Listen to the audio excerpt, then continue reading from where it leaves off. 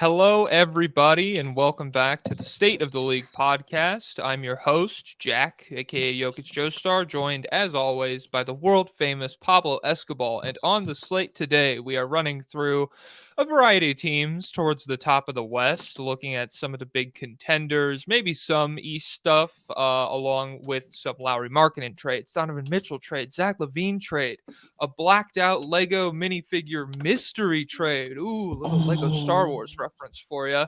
And then a little naughty or nice list for the holidays towards the end of it. Pablo, how you doing today? I'm doing good. Everybody, there's no game this week because I didn't prepare, but I'll be back on it better than ever. It's the new year, New Year's resolution. Be better. And I'm Be talking to you, better. Logan. Is there a Logan listening? I don't know. Has that ever happened to you? Shout out to Sinjin Drowning. Does anyone watch Sinjin Drowning? I watch their YouTube videos, and one time they said my name in their video. They were like, "We're talking to you." Insert my name, and I was like, "What?"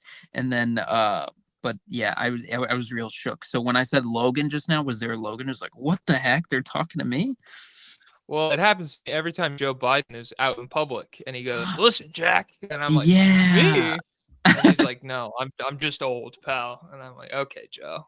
Thanks for that." God, Um shout out Popcorn, or what was his friend's name from the hood? Do you know what I'm talking about? He's like, "Oh, back in my day, I was friends with this guy." I don't know.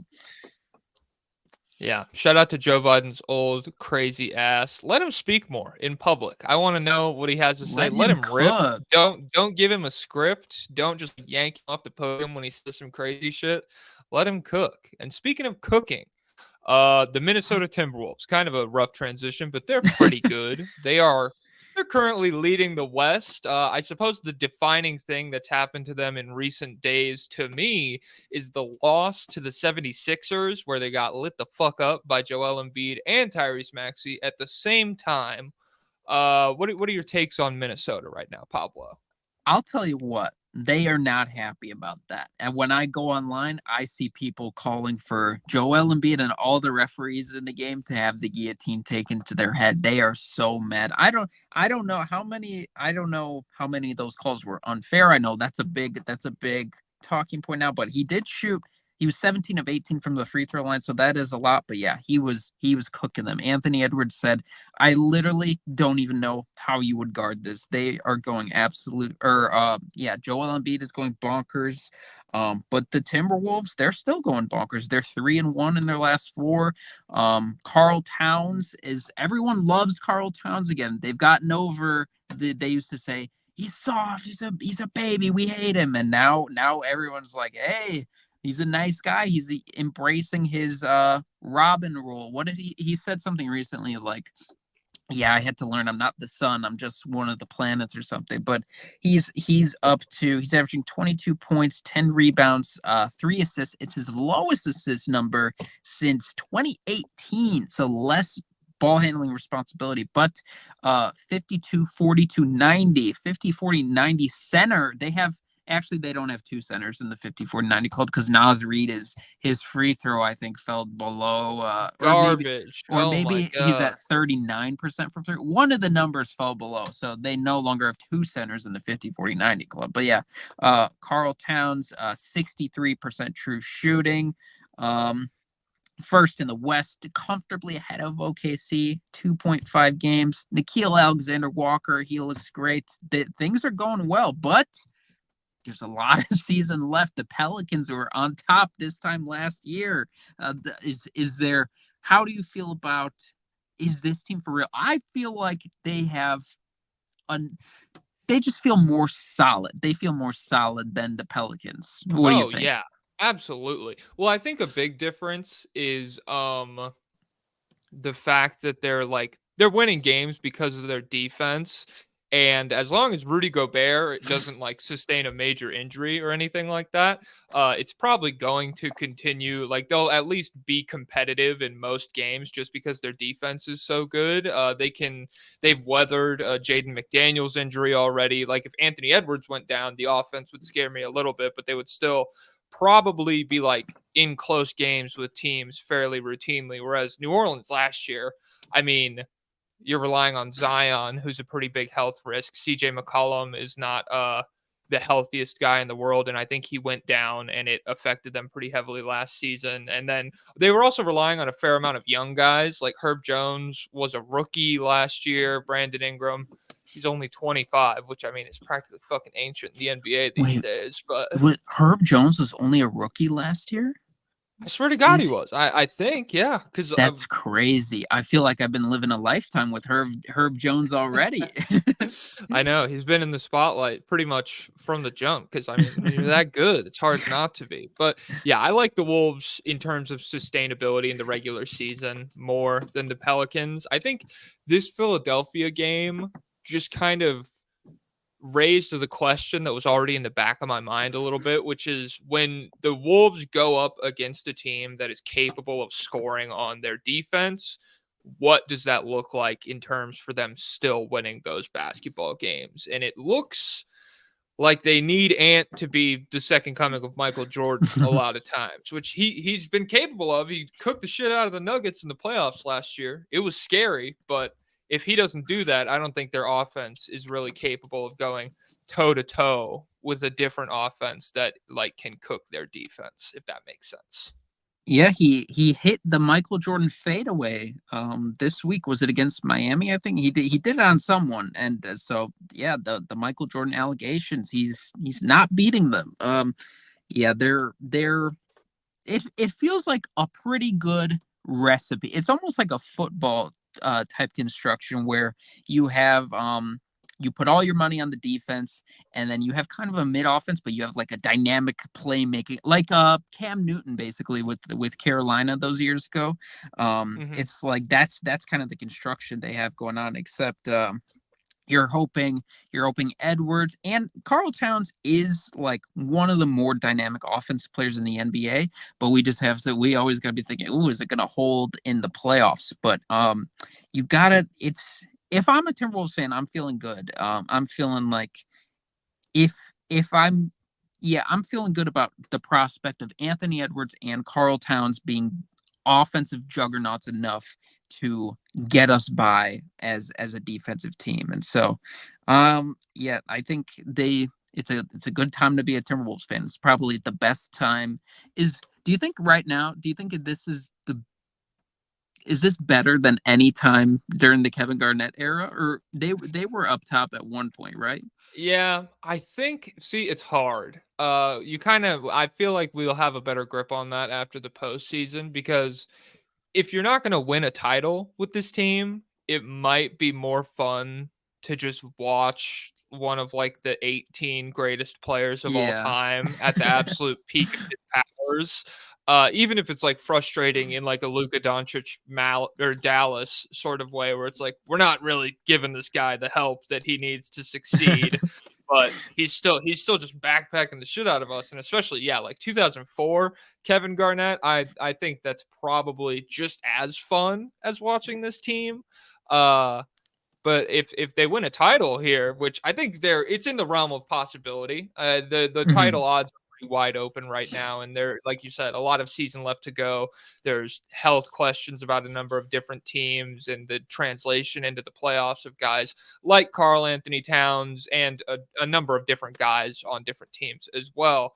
So if they could do that, or even like a really strong conference finals run and then over the next couple of seasons maybe get to that championship, yeah, this would probably be the best time to be a Timberwolves fan. But regardless, it's like Kevin Garnett right now, 15 years of bullshit. So they're Yeah. on top again. With a momentary Alexei Shved interruption, but yeah, a Kill lot of it. a lot of bad stuff in there. I wonder if they do end up winning. Whoever wins always ends up influencing the NBA going forward. I wonder if and this is already kind of happening.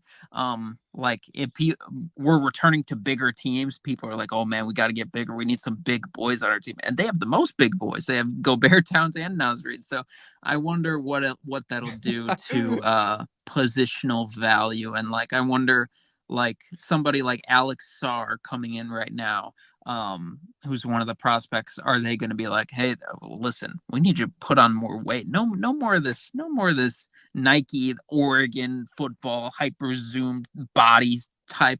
I don't want to see your abs. I need some mass on you.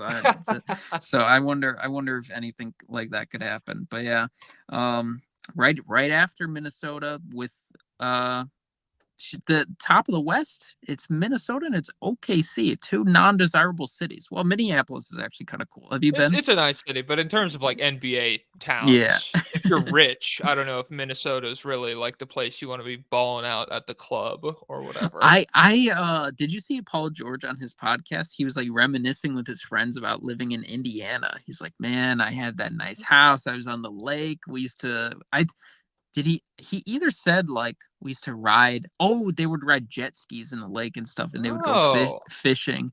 And I was like, man, yeah, if I was rich I would not be doing what you're doing. But you're surprisingly Paul George, born and raised in California, he's really like a country boy. He's like, oh like yeah. he was actually happy living in Indiana and probably in OKC. He's like probably left for basketball reasons only.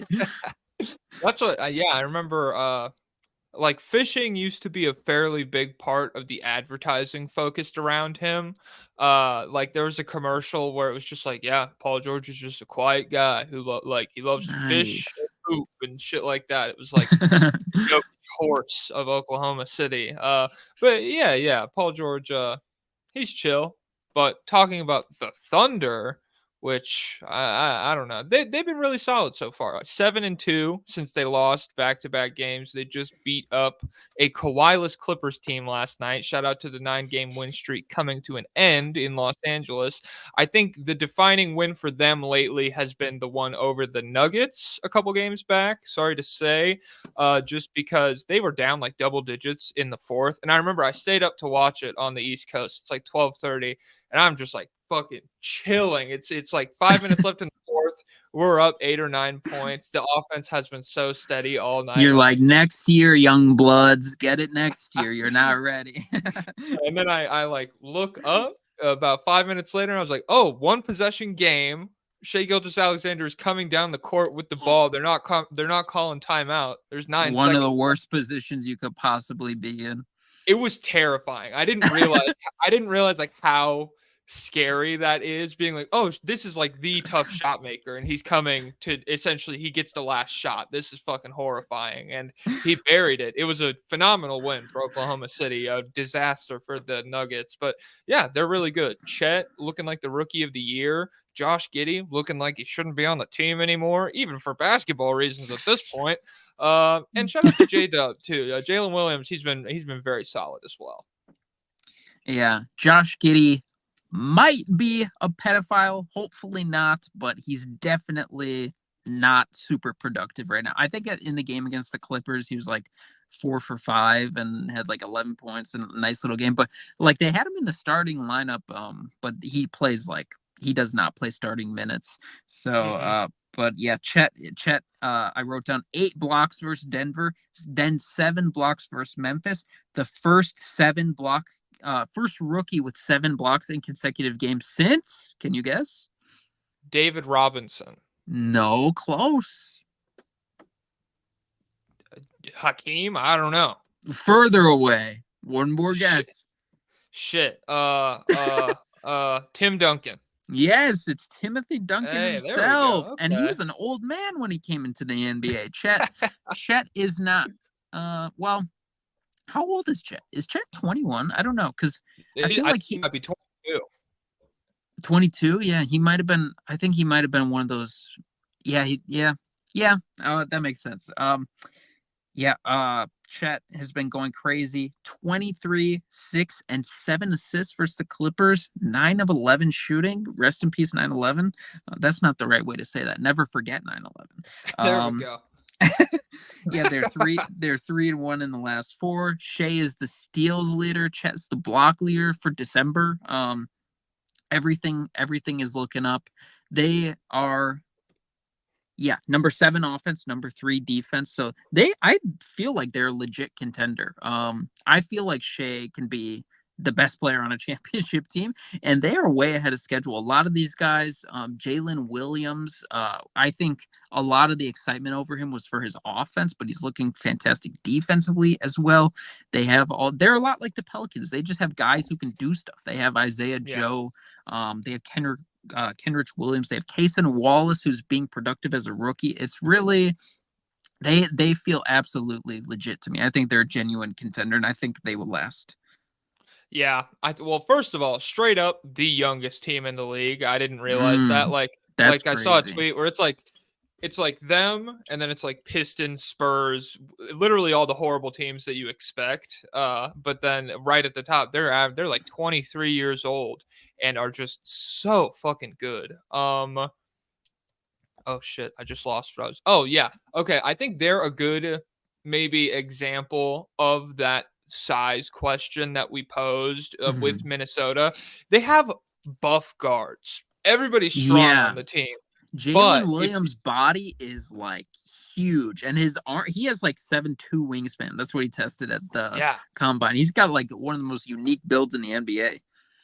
yeah, but if you like compare them, if you show me somebody who is 6'8" and not like built like a pencil on the Thunder, they don't really have that many guys like that. And so I think if you match up with Minnesota, if you match up with Denver, if you match up with, I don't know, the Clippers are pretty big. And then beyond that, like the Mavs might give them a little bit of trouble. But like the top of the top in the West, you're running into guys who are like Michael Porter Jr., Aaron Gordon, Naz Reid, Karl Anthony Towns, who even if Chet completely locks up his matchup and is like still like a solid help side rim protector, which is a gargantuan if for a rookie, even one as good as this, you're still probably going to have 2 or 3 spots on the floor for Oklahoma City where they're giving up a considerable height advantage. Yeah, they're very funky because like the overall they're a pretty big team. Like Shea is the lead ball handler. He's like a huge 6'5". Jalen Williams is a huge. They have the 3 biggest 6'5" guys in the league. Lou Dort, and then Chet. Yeah, like Chet is a 7-footer, but he's skinny. It's a very unique, futuristic team, and so it'll be super interesting to see that clash of styles. And I wonder if what kind of moves they'll make. There is a lot of talk about Laurie trades there, Oh, which we'll get to yeah, that. we'll get to that. But even that, like Laurie's big, but he's like he's not like, oh, I'm big. He's like, I'm big. If you know, you know. But I wonder if Jalen Williams, the Arkansas Jalen Williams, will be more useful in those lineups because he's pretty stout, and so he brings like some quick decision making, like a very very smart defensive player. So I wonder if that'll change. Speaking of Jalen Williams, we've touched on 2 Jalen Williams already. Did you hear the Jalen Williams news? There's a third Jalen Williams that the Thunder scout was in attendance for. Is this yes. correct news? Yes, okay. That's it. He's at where is he? Yeah, he's at Auburn, and so Sam Presti was there for his first game. Could they put together the Jalen Williams Holy Trinity? That would fucking rock. I'm all for it. You have a $1 million draft picks. You know, have a bit while you're at it. You know, have fun. That's what basketball is all about. Would it make sense to draft him purely for logistical chaos? Could you draft him just with the idea that you'll scam someone in a trade later and be like, yeah, we'll give you Jalen Williams? No, yeah, that Jalen Williams, and you just cause misdirection until the paperwork is filed. Who did that happen with? Did that happen with Marshawn Brooks and Dylan Brooks, or who did that happen with the Grizzlies a few years ago? Do you remember? I mean, you would figure it's somebody like that. I'm not exactly sure. The only like the big confusion for me in recent memory was JaMychal Green and Jeff Green both being on the Nuggets last season or 2 seasons ago, where it's like Jay Green checking in for Jay Green, and my girlfriend's like, "What the hell? What's going on?" Yeah, someone actually made a trade and they had to go back on the trade. and they were like, we thought we were getting the different guy. We don't want to do this anymore. But yeah, OKC, they're on the come up. Denver, Yeah. Are they on the come down or what? Okay. They're 3-1 still the past 4 games. Yeah, I have they're 5-1 in the last 6 since they lost 3 straight. None of those wins have been against particularly good teams, and the loss is to Oklahoma City, and I think it was a battle for the 2 seed that Oklahoma City now owns. So that was a tough one to swallow. But in those 3 straight losses a while back, that was like the 2 Jokic games we've never seen before, where he shot like 25% and 36% in back-to-back losses and was just like literally the reason the Nuggets lost both games. It felt like he I mean, not to be a hater, but just like it was awful. It's the worst I've ever seen him play basketball. It was very frustrating. And so it feels like any good stretch of basketball like they've recently played is definitely welcome. And I understand that they have kind of earned this like benefit of the doubt that comes along with winning an NBA championship, but it's not the most promising start to the season for Denver. Like I would have liked to see more out of them. I would have liked to see them a little bit more engaged defensively. The bench unit has been pretty shoddy. Their offense has been up and down a variety of guys. That shooting slump, Jamal Murray sprained both of his ankles so far this season. And so I don't know. With Denver, like you saw this in the final 3 months of the season last year, where it's just like they kind of fucked around until they tapped in for the playoffs and then ran everybody over. And so it's easy to say, oh, that's just going to happen again. But I don't think that's a guarantee. And so I'm going to be paying closer attention to like their games against the best opponents. I want to see them have like a really good win. Does not feel like they've had that in a little while. Yeah, if you ask me, I would still probably pick them. They're still probably my number 1 team to win the championship just because the Jokic factor, and it's all the same guys basically, and that's really hard to overcome. But yeah, he's fallen off, man. 27, 12, and 9.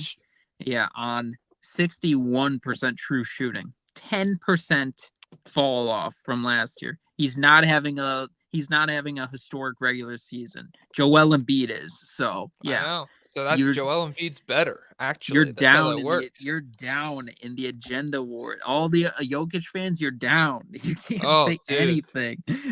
Did you see his shoe deal?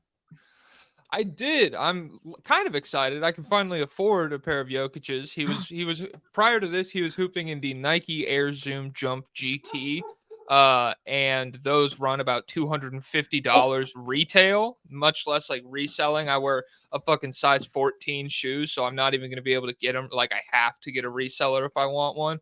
I can't afford those. So I've heard good things about Aaron Gordon's shoes, which are the same company that Jokic just signed with, 361 or whatever. Yeah. And so I don't know. It's not Nike, but it's not Skechers either. So I think it could be worse. It could be better. Could there be a Jokic boom in China? Will he become the new face of American basketball to the Chinese? Perhaps. I wonder why they're called 361. What 4 days of the year are they taking off, if that's the reference? But yeah, also he was in it's his corporate celebrity shill out era. Did you see his hotels.com commercial? I did. They were really funny. First of all, shout out to Jokic. Shout out to Peyton Watson for getting the Robin role in those commercials. He's like, yeah, I'm Jokic's best friend in real life. We're going to the hotel together. Yeah, they were funny though.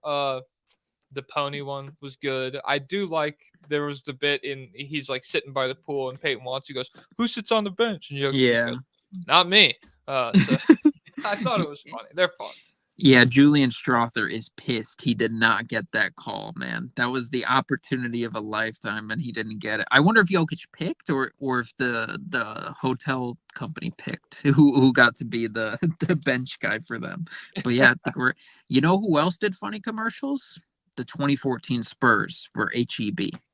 Kawhi Leonard, he was funny in them. So The Spurs did it. The Spurs did a HEB one this season. It's Jeremy Sohan doing a bunch of shit with one hand, and all the other Spurs being like, "Dude, he's so good with one hand. This is crazy.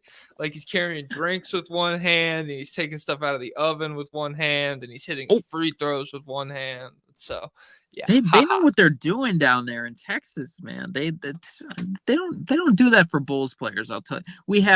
We have the most uncomfortable insurance commercials possible. The Bulls fans know Howard Ankin Insurance. He puts no production value into any of the commercials. They're standing next to him. They don't look like they want to be standing next to him. Their eyes are so wide all the time. They say, "Get his insurance" or whatever. It's oh my God.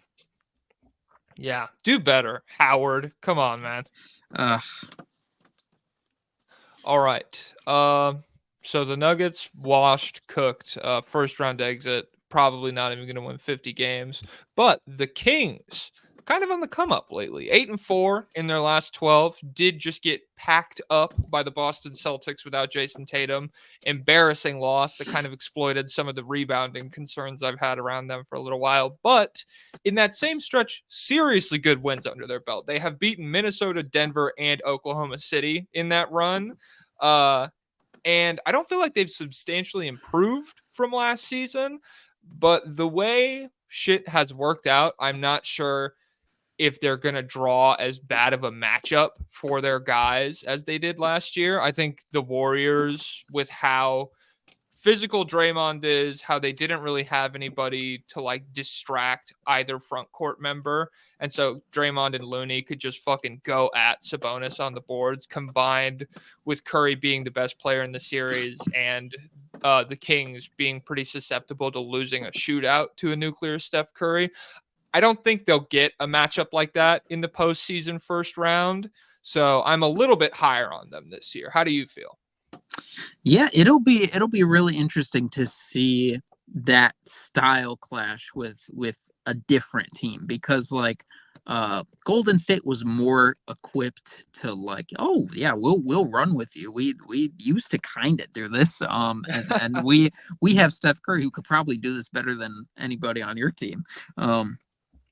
But yeah, the Kings, they're the one like big improvement, I guess, which is a little surprising to me. I know as soon as they drafted him, Kings fans are like, this guy's the future for sure. But Keegan Murray, I was not super high on the Keegan Murray pick, and I think a lot of draft nerds weren't super in love with him just because it felt like not like a very ambitious pick.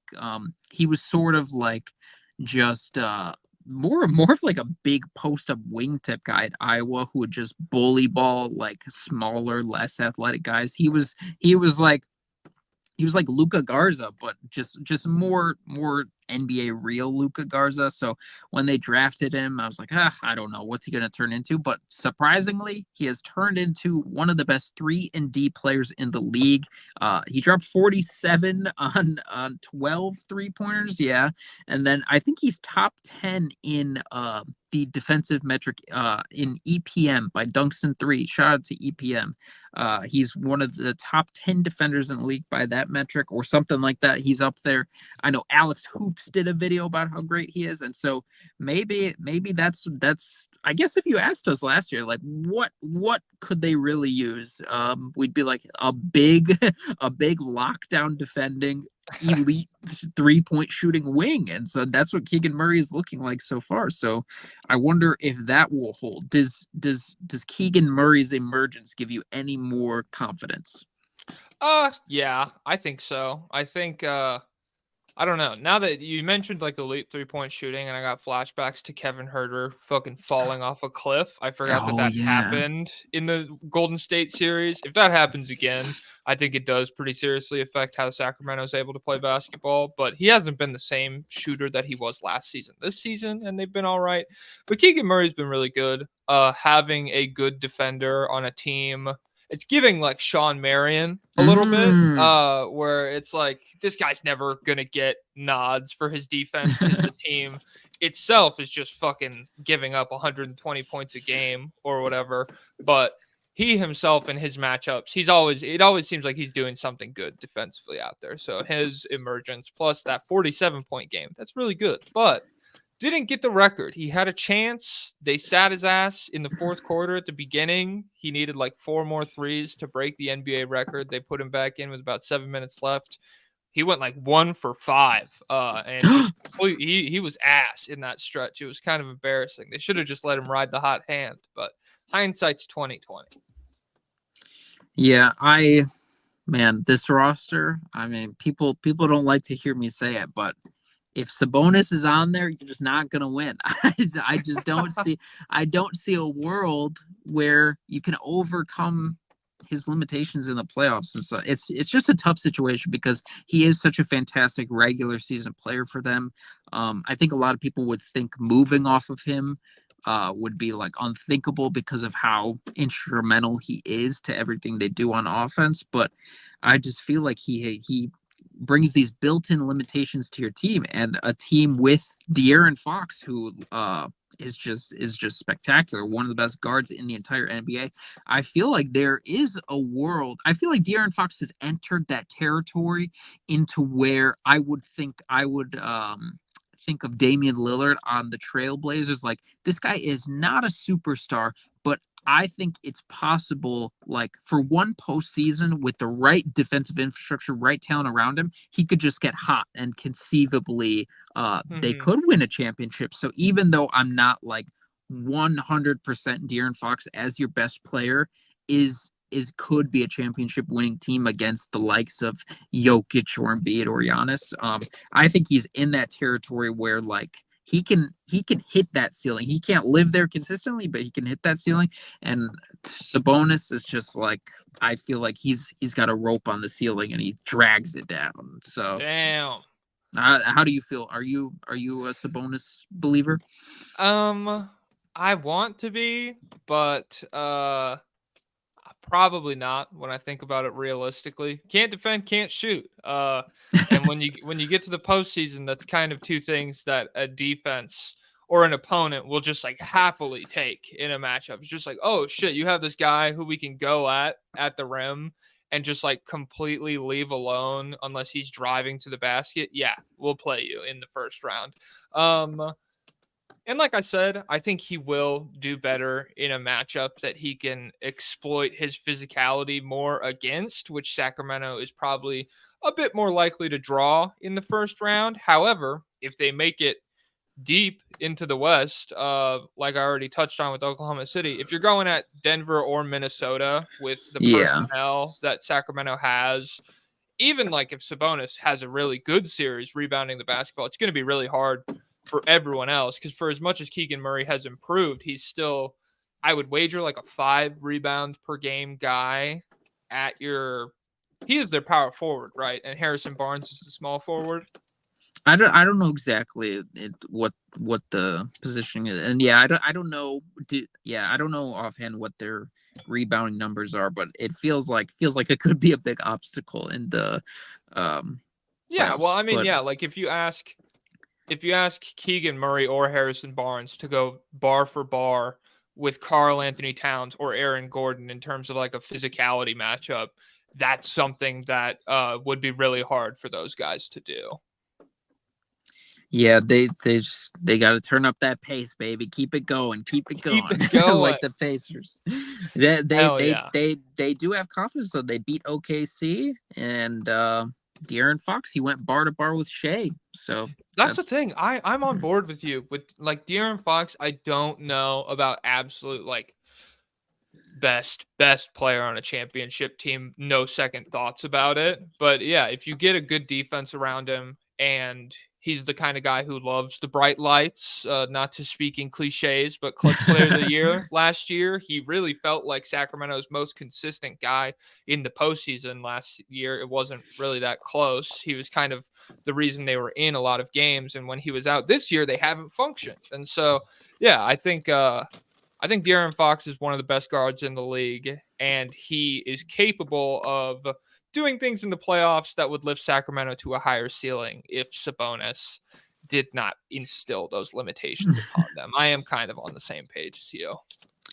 Yeah, he's got one of the most absolute weapons in the NBA, and that's his speed. Like, he might still be if he's not number one, I don't know where he is, but he is. There's very few players in the NBA that can stay in front of him, that can stop him from getting in and collapsing the paint. Even if he's not like a traditional crazy, like he's not like Ja Morant leaping at the rim, Yeah. but he's still nuts and one of the best athletes in the entire NBA.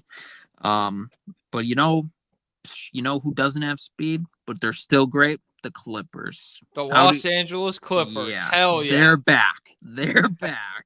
They imagine, I didn't even think about this until I saw someone say they played OKC the other night. It was Westbrook, Harden, and Paul George's return to OKC. So many guys have gone through OKC. That's crazy. Yeah.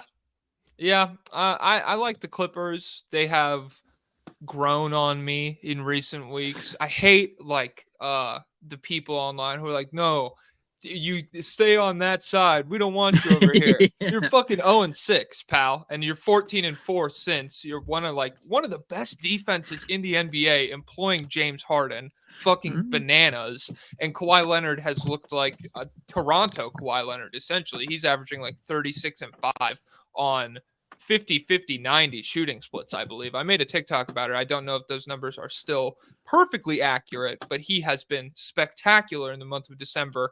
And it's not really that surprising to me that without his offensive production, they fell to a very talented Oklahoma City team. That's not an embarrassing loss to have without Kawhi Leonard. Their month of December has been spectacular.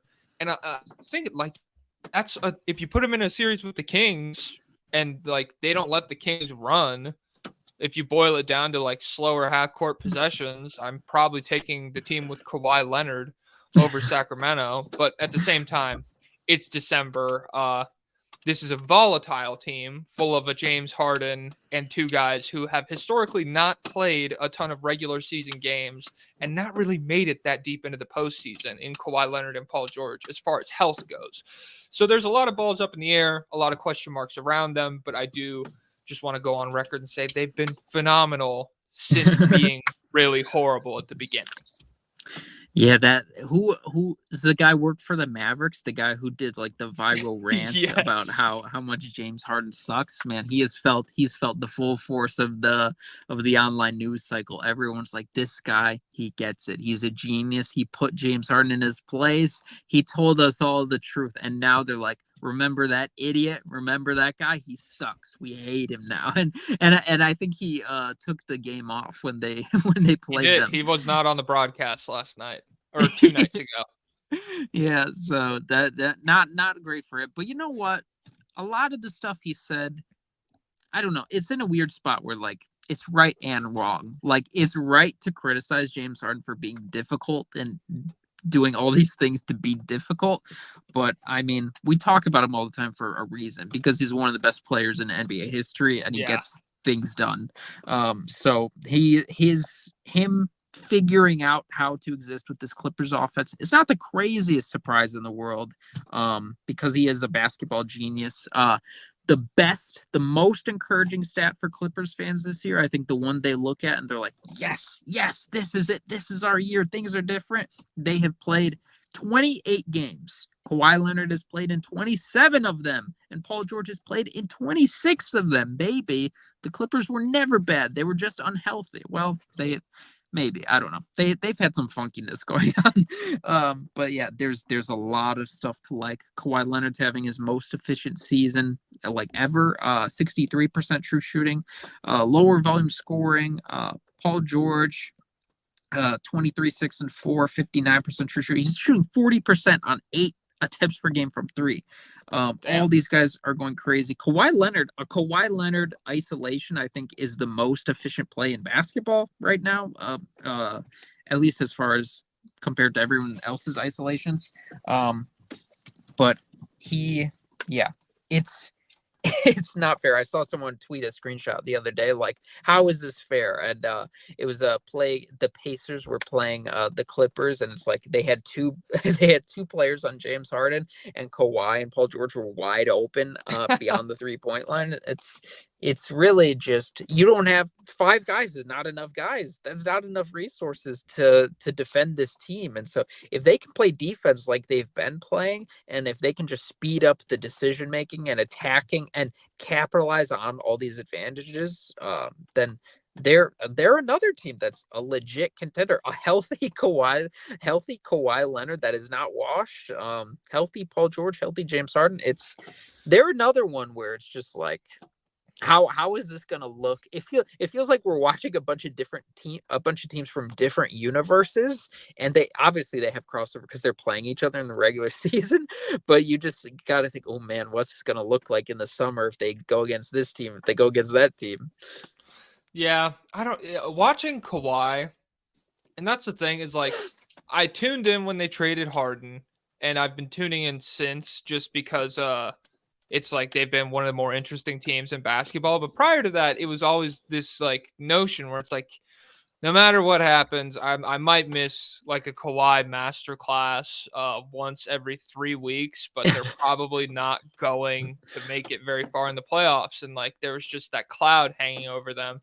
And now, I mean, like just watching Kawhi recently, he is, I said it before, probably like if you could give one guy a solid pair of knees in NBA history, he probably changes what the landscape of the NBA looks like the most. I know you're a Bulls guy. Sorry, Derrick Oh, Rose, you fucking idiot.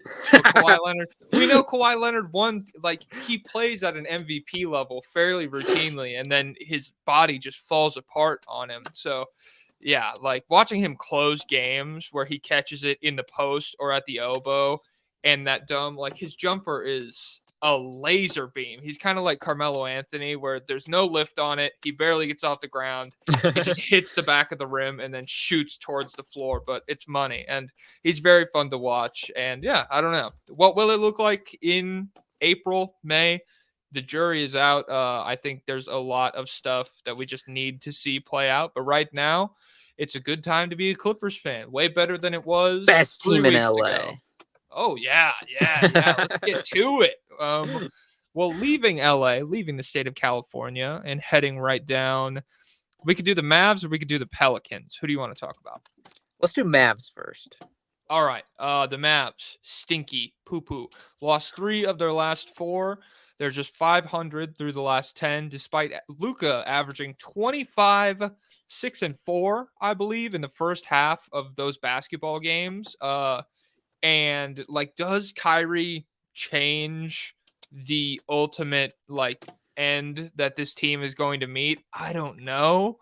This is really feeling like another backpack job from Luka into a first or second round exit for me at this point. Show some respect to Luka Doncic, the Week 8 Western Conference Player of the Week. Woo! Woo! 37, 8, and 12. They went 1 and 3, I think, this week. So yeah, it's a bad time for the Mavs. They've fallen down a little. Everyone on their team is dying. It's as if they are all tailed beasts and the Akatsuki is hunting them down. Derek Lively has an ankle issue. Dante Exum is going to be out with a leg issue. Luka is about to miss a game with a quad. Kyrie has been out. Josh Green, Maxi Kleber. They are just dying off. So when they are fully healthy, I don't know. I probably should have looked up. When they are fully healthy, I wonder what their record is. But yeah, they need. Luka's so good. He can do it himself, but you don't want him to do it himself. So they a lot of their losses recently have been against the best teams in the NBA. Like they lost to the Clippers, they lost to the Nuggets, they lost to the Timberwolves. So they're losing games they're supposed to, but still, it just yeah, I'm still optimistic about the Kyrie pairing when they're healthy, but yeah, it's just a question for them. Can this team stay healthy? Can they keep because they don't have a lot of defensive infrastructure to begin with, and then it doesn't help when your defensive infrastructure is all off the court. And so I wonder if there's any moves they can make or anything like that, or if they just have to play the waiting game. Yeah. Shout out to Derek Lively. He's been really, really good. And I think I was not sold on them asking a rookie to just come in and be like a be our mid-level. Tyson Chandler. Yeah, just be a starting center at 19 years old. Like be like a good starting center. But he has been. He's been really good. And I feel like they've missed his presence since he's been gone. I'm curious, dude. Kyrie in the postseason since leaving Cleveland, has essentially regressed 2 or 3 times, and then one of the Brooklyn runs he was pretty solid for, but it didn't it didn't blow you away. Do we think maybe getting him next to like the thick white LeBron of Texas maybe revives some of those Cleveland days, or like I don't know. What do you think about Kyrie in the postseason right now? Yeah, I feel like so Cleveland, he was fully locked in. He's like, I am a Cleveland Cavalier. This is our mission. I'm with my boys. We're gonna get this done. And when we look at the series that he struggled, so he struggled with Boston, but that was at the point where he's like, I'm definitely out of Boston, but everyone is saying I'm out of Boston, and I didn't tell them I'm out of Boston, so they don't actually know that I'm out of Boston. So I'm mad at them for saying that I'm out of Boston. The Nets series is that I have no memory. Who were they playing? Was he what was he healthy for? I have no memory of who he was healthy for. I know he sprained his ankle in the Bucks series. They might have beat the Celtics prior to that. I know the next year, he was not good when they got swept by the Celtics. And I mean that Celtics defense was really overwhelming. And so I don't know. I'm not gonna like lambast him for that, but I also don't know if you run into a really good defense right now, is Luka drawing that much more defensive attention than Brooklyn Kevin Durant was in that series? Because Boston's entire approach to basketball in that series was like, Kevin Durant's, he's not just not going to beat us. He's not going to shoot the fucking basketball. We're doubling him at half court and we're making him like try to be a good playmaker. And it worked out super well for Boston, did not work out very well for Brooklyn. And if they run in, I guess Minnesota is really the only team in the West that I think is capable of that kind of defense. Maybe the Clippers, but I don't know if their point of attack is really that caliber to pressure Luka and Kyrie that way. I don't know. It's just it feels like 5 years ago where like Kyrie is one of the most reliable postseason risers in the game. And now it's much more, I'm not going to guarantee a regression or anything, and I'll happily be wrong on this. It just feels like more of a question mark that the Mavs season could really hinge on. Yeah, I think it comes down to two things. If he's healthy and if he's bought in. If he's healthy and if he's bought in, I think it could still be good. Maybe not like 40-point games like every other game or whatever, like we used to see. But it's just too optimal of a situation for me to not believe in, because it's like Luka demanding all this attention, kicking it out to Kyrie, and he's night and day from Kevin Durant in terms of like handling ball pressure and like making the passes you need. The handle, like Kevin Durant couldn't, and that was the series we were like, okay, has Kevin Durant aged out? Because he couldn't get to the rim at all. But I don't know. He's maybe he's on the Ozempic. I don't know what Ozempic does. Maybe it helps you attack the rim again. But yeah, I'm still a believer in that tandem, just because like I'm just the same as everyone is like, he's a real hooper, he's a real baller. I'm like, yep, that talent, it's just too much. It'll work if he's healthy and he's there. It's gotta work, because those handles don't go away, man. They don't. Yeah, no. And I will say, shout out, like Kyrie has absolutely been bought in. I remember I was shocked to start this season. As somebody who's fairly tapped into like stupid online spaces, the season kicks off. Kyrie's averaging like 22, 4 and 4 on spectacular efficiency. And the Kyrie hive on Twitter is like, we got to get him out of Dallas, man. These fuckers are taking all of his touches, and they're only the 3 seed. They're only the 3 seed, and he's having a super efficient season. Oh no! And so yeah, Kyrie, he's been quiet, which is what you want from him, and he's just been like good. He's accepted his role. He's tried to play defense, and so I'm not gonna pile on to him. I just have that question about the postseason. Next up, Pelicans. How you feeling about them?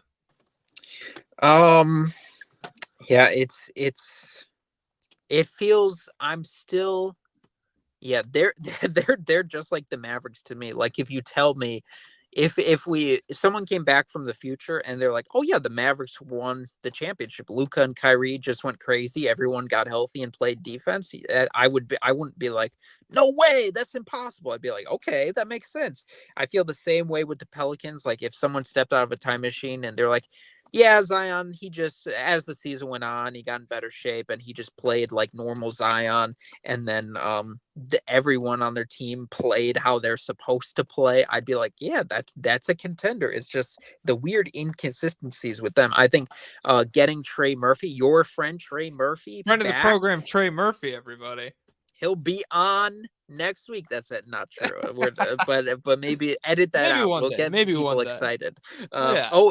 Did he know that you were in the building to see Oh him yeah, live? yeah. Not gonna air out our DMs, but I asked him for a step back, and he hit a step back. It was pretty great. Yeah, it was fun. He played phenomenal. He lit the Wizards the fuck up. I'm not gonna lie, and he did it to the Cavs last night too. He's been solid since coming back, man.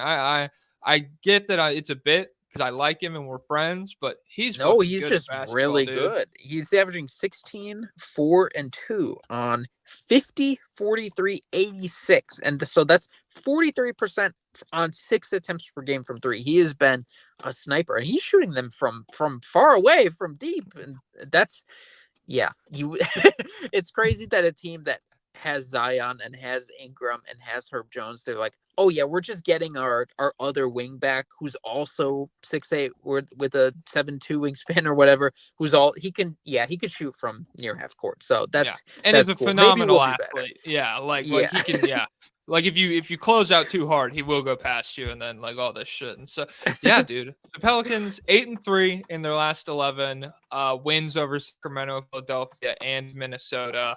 Just beat up an undermanned Cavs team last night that really only had Jared Allen. So I'm not shout out to front of the program, Trey Murphy, but that's not like the greatest win in the world.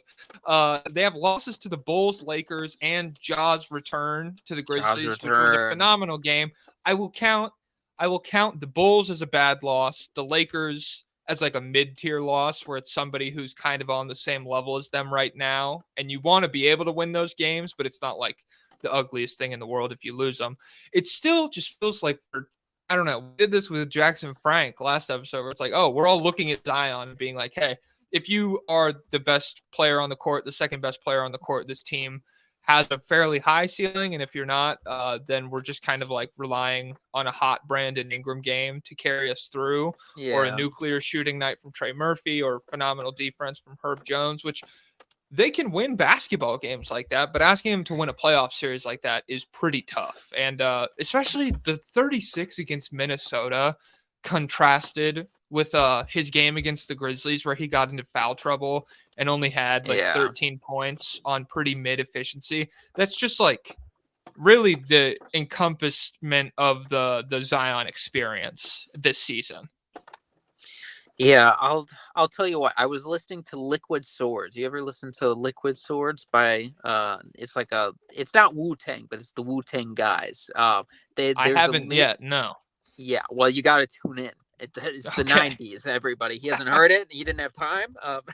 There's a lyric in there. It's all like they're rapping about samurai sword stuff. There's a lyric in there where this guy says, I'm on a mission that they say is impossible, but when I swing my sword, they're all choppable. And I've always loved that.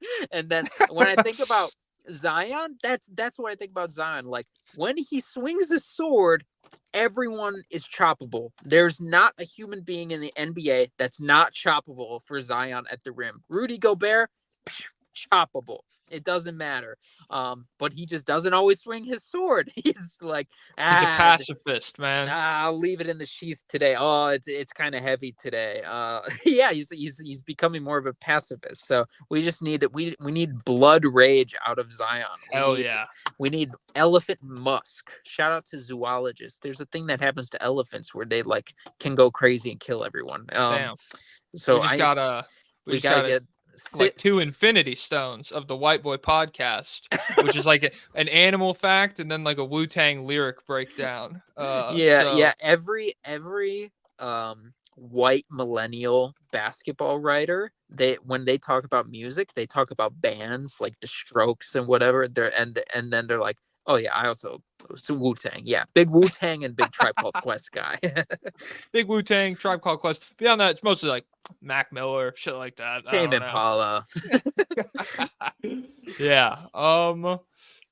Fuck. Oh, I was gonna say, it does. I like your sword reference. It feels like he's I don't know. Maybe he's like a former samurai for the shogun or something, and he's torn through villages in his past, and like he's tortured by the things that he's done, and so this season he's like just kind of he's calm, swords in the sheath, but maybe we can instigate a revenge quest real quick. Like he's living in the forest, and we need like the Tanjiro demon rampage to kind of pull him out and like uncover his real potential. You know, we need to start him on his journey to becoming the greatest swordsman of all time. Have you seen Vinland Saga? No, not yet. Damn it. You got to watch Vinland Saga. It's kind of like that, but so like I've seen the first season. I fell off once fucking not Thorfinn. Thorfinn's like evil mentor guy. Once they started fucking with the girly, the femboy king and everything. Oh yeah, Canute. I liked it. It was fun. I just I think that's around when I started watching Jujutsu Kaisen, and that kind of took precedence for me.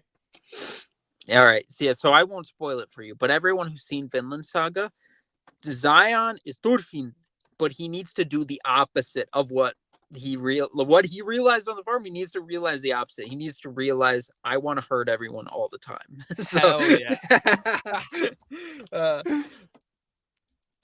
Yeah. Houston all fans, right. They're 1-3 in their last 4. Do we want to say anything about them, or are Houston fans too mean and we are going to stay away? I don't give a fuck. Houston fans, we can beef. It's not my fault you motherfuckers can't travel. Defense is supposed to go everywhere with you. Why are you giving up 120 points per game on the road? Make that make sense. Yeah, I don't know. I will still, we're going to get to the naughty nice thing later, and spoiler, I gave the Rockets a nice just because I like what they're doing. I like what they're doing this season, and the expectations for me were still even lower than they are right like where they're at currently in the season. What is this, like the 9 seed, the 10? No, we're still pretty high up, but yeah, they're still in the playoffs. Okay, well then like it's a tough stretch. What are they? And I expect them to weather it. I expect the defense to maintain. That's where having a good coach like Ime, experienced and talented, kind of reminding everybody, giving them perspective on the length of the season and how much of a slog it can be. I think that's where having that coach will really come into play, on top of everything he's done for them defensively. But yeah, lately it's just been fucking gnarly, man. Like they cannot win on the road at all. Yeah, they've lost to Atlanta recently, which is fine because Atlanta, they win 1 game, they lose 1 game, so you're gonna fall victim to that inevitability. But they lost to these Cavs that are all banged up, and then they lost to the Bucks, so that's fine. But they Rockets fans, this is the lesson. Don't take the victory lap too early. You don't get to say, after the first month, you don't get to be like, guess what, everyone? We're 3rd seed for sure. We're the best defense. Or Lock whatever. It in, baby. You gotta be. And I support them. I support all the trash talk, but you guys got to be more conservative. The Wemby victory laps, it's too much. Don't be stupid. Come on. Let him get a point guard. That motherfucker's 25 points per game right now. Tari Eason dropped 25 recently. I love Tari Eason. If you haven't seen Tari Eason play, you have to. It's an experience. He plays like he's got like the Zion Duke motor. He's going 1000% all the time. He's crashing the boards all the time, but he has like a Kawhi body, so he's just snatching rebounds every. He's one of the best rebounding wings in the league already. I don't know how many guys would even be ahead of him. He's just relentless, and so they're another one of these teams. They're the first team I think that is a little bit below. So we have like these at the top of the West, we have these teams that we're really comfortable with contending, and then we have these teams that we've talked about, like the Mavs and Pelicans, where like we don't know about it, but they have that kind of ceiling that they could be a contender. I think Houston is too early. It definitely can be that way in the future once everyone fully blossoms on this roster, but I feel like this year is just a good. We're starting to win games. We're on the upswing. Let's see how everyone develops. Everyone's taking another leap. We're not contenders, but we're moving in the right direction. That's how I feel about Houston this year. Yeah. And I'm on board. I don't even think there's that much to say beyond that. Yeah. You overachieve, and it's really hard to like overachieve that hard in your first year to like going from, I mean, the Rockets were like the Pistons of the league last year. Not that they lost 25 straight, but just like they were horrible and awful to watch basketball as well. So to go from that to completely, now you're a playoff team, to go from that to winning a first round series is a ton to expect. So yeah, I think just them being this team where like you keep an eye on them for the future. You definitely keep an eye on the moves that they make, be it at the trade deadline, which I don't know if they'll be super active, but this offseason, once they get a little postseason experience, hopefully, and find some flaws to address within their roster. I like them. I'm not hating on them. I just, not winning on the road like that is extremely tough. Yeah. It's tough to get behind. And Men Thompson hasn't even really played yet, so they got that to look forward to as well. Yeah, damn. He's supposed to be better. He's supposed to be fucking zero team all defense. Not first team all defense as a rookie. Negative nth team all defense as a rookie. All right. Moving on from the Rockets, the Suns. Why do they suck in the clutch? That's my big question for this team. They blew a 16-point lead to the Blazers, albeit they were up 16 in the second quarter, and there's like a lot of basketball to play after that, so it's not like they were up 16 in the fourth and just like completely fell apart. But still, a team with Devin Booker and Kevin Durant, you expect them to be able to close out basketball games. Like that's a team that I would think if they get blown out, fine. But if they're in a close game, they're going to be able to come out on top pretty often. In the games I've tuned into, I don't know, like the numbers in the clutch, it has not felt like a phenomenal offense. It has not felt like an offense that has like a Bradley Beal sized hole in it. It feels like there's a little bit more going on that even if he comes back, I don't know. It's just been gnarly. They lost. Let me see. Oh, I guess I just have lost to the Blazers written down. I don't know what their record is lately. Maybe you have that? I do not have that. All right. Perfect. Thanks for tuning in, guys. We're doing our fucking research, baby. Yeah, they're very interesting because so when we compare them to the Mavs, they're kind of similar, but I feel more confident in the Mavs as having a championship ceiling than them, but I don't know if that is rational or logical because Kevin Durant and Devin Booker are so good, but it just feels they just feel a little bit handicapped by the rest of that roster. Like I got it here. I got the record. Like I have it written down in my notebook. And this is from a couple days ago, so they might have I think this doesn't include the Blazers loss. They're 3-7 in their last 10, so probably 3-8 now. With single digit losses to the Raptors, Nuggets, Lakers, Kings, and Nets and Blazers now. And they nearly lost to the Wizards as well. They had to make a huge comeback where the Wizards just completely like fell all over themselves trying to win that basketball game. So lately, it's been sketchy, man, for Phoenix. Yeah, it's and you would think if you want clutch time score or a clutch time playmaker scorer like Devin Booker and Kevin Durant, those are two guys on the short list. So it's a funky thing. It's just I feel like they like we talk about the answers and the versatility that OKC or the Pelicans have on the roster. They're full of all these guys like who can solve different things. Like the Suns, it's just like, all right, we got our two guys.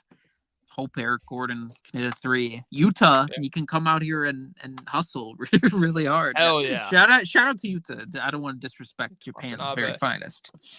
Yeah, no, I don't know, man. I don't like Nurkic. I've been fairly vocal about that this season. I think he's a fucking shit play finisher. You get him the ball on the block, and maybe like he can self-create a little bit of offense there. But in terms of like Booker capitalizing on a double that comes to him past the elbow and like doing like a little slip-through pass, Yusuf's dropping that all the time. He does not have good hands. He's not a spectacular defender. I didn't really understand the move when they made it. I kind of ate crow. His numbers were good. I was never that bought into the run. What is the state of him versus Aiden? His eight, I haven't been keeping tabs on Aiden. Have you? I saw some Sun. He's like a double. I have him in fantasy. He's fine there, which is not really a testament to his actual play or anything. But I did see a couple Suns fans on Twitter, so grain of salt here. Being like, why the fuck we don't have any lob threat or any rim protection without Aiden? And I mean, he was a lob threat, great athlete, not really a great rim protector, especially like with Yusuf, you can at least be like, oh, he's old. His knees are washed. He snapped his fucking leg in half. It's hard for him to move around. With Ayton, watching Ayton not be able to protect the rim is one of the most frustrating things in basketball. Because it's like, dude, you can hit your head on the rim. Why are you not like contesting shots? And it's like, hey, you were doing this a couple years ago on the way to the finals. This was your thing. And so I don't know. It just comes down to I wonder what the status of that trade will be or how everyone will feel involved. Because over the course of the beginning of this season, I felt good about it. I was like, this short roll connective passing of Nurkic is huge, and he's been okay enough, like defensively. He's just a big body, and I was like, I don't know if like you're not getting that passing from Ayton, and I don't know if the other elements would outweigh it. But yeah, when Nurkic is not looking good, then you're looking over to Ayton, and you're like, man, he was young and spry. What we had it all, but honestly, I think maybe the well. Did him and Devin Booker get along? I don't even know. Or was it just I mean, Monty they Williams weren't like famously friends or anything. Yeah. I don't like. He did say something like after. I think Aiden had a big game versus them this season, and Booker was like, "Yeah, if he just did that, if he just tried all the time, he'd be great." He didn't say it like that explicitly, but he basically said that. So yeah, it was probably just untenable entirely, just personality wise in Phoenix. Like it seemed both sides were done with the situation. Yeah. So I don't know, but then was that the best option to make getting Nurkic? I don't know. But all right, we're cracking an hour 10 here. We have Lakers, Warriors, Jazz, Grizzlies, Blazers, Spurs left, and 2 more segments. So what do you say we run through Lakers, Warriors, Grizzlies at the rapid fire sound? Yeah, rapid Lakers fire. Just lost to the Timberwolves without LeBron, only lost by 7. Not heartbreaking, but they are 1-5 since the in-season tournament and have kind of fallen down the standings. It's not great in LA right now. Is the in-season tournament the new home run derby? People said the home run derby messes with your swing. You fall off after. Did the in-season tournament, did they turn it up too early to playoff level intensity? Then when they got back to the regular games, they were like, we don't care about this. This doesn't matter. So did it derail their season? TBD. I mean, I think at the end of the day, we're looking at another season. It's miraculous how the Lakers every fucking year are like, if we just make some moves, that can maximize Anthony Davis and LeBron, and we get the healthy AD LeBron run, we really have a shot. And it's never an insane take. It's just like, dude, I've been waiting for year. the day it is. I've been praying for the day it'll come when we say, look, yeah. Build around LeBron. Ew. Ew. But it's not gonna happen. It's never gonna happen. Yeah, no, I mean LeBron's been phenomenal, and AD has been. He'd probably be like third in DPOY right now. Gobert, obviously, I think he should be running away with it. But Chet, super good as well. I think I would have Chet over AD right now, just because of Oklahoma City's success as like a team defense. Well, he didn't do it in the in-season tournament championship game, so he didn't. He didn't lock up that fucking fierce engine of the Indiana Pacers offense, which has just kept chugging since then. Nothing's fallen off. The Trae Young Halliburton debate has not been completely obliterated. He's on the come up. All right, get through the West. We got to get to Trae Young. All right, Warriors, 3 straight wins following 3 straight losses. Insane Boston game where Steph hit that fucking moonshot to ice it. Do they still have like a fighting chance to make the play-in without Draymond is the big question right now. Offense has been sustainable in Draymond's absence. The defense has faltered pretty substantially. Their next 10 games, they see Denver twice, Miami, Dallas, and Orlando. I think that's a pretty good litmus test for what this team looks like moving forward. We need Draymond to speed run becoming the honored one, becoming the great Buddha, the great Zen. He needs to reach nirvana as quick as possible, put aside all your petty grievances, your anger, and just come back. Even if it's fake, just say, I learned not to hit people. Hitting people. That's what Ja Morant did. Guys, Ja Morant doesn't care. He doesn't think anything he did was wrong. He is probably still waving the gun in private. He just has like an EMP in his pocket now for phones or something like that. He doesn't care. He's still he has not changed. And that's whatever.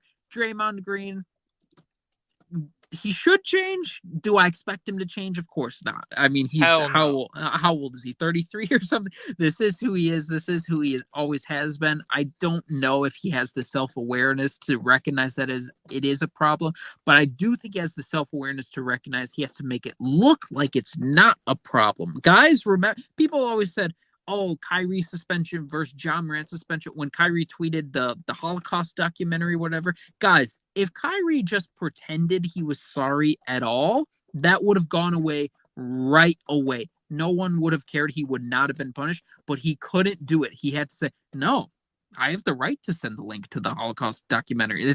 I'm doing that. And they were like, and I remember they even had a meeting like with, like a local Jewish leader, and Kyrie did not show up, and they were essentially like, we'll give you money, just shut up. And he's like, I'm not taking the money. And so it was just a PR disaster. NBA punishments it doesn't depend on your crime. We have learned all it matters is the optics. That's why known domestic abuser Miles Bridges can just hide in Charlotte, apparently keep playing games, but he can't go into Canada. If Canada. Draymond Green, speed run the optics, speed run the PR run, get this team back into playoff contention.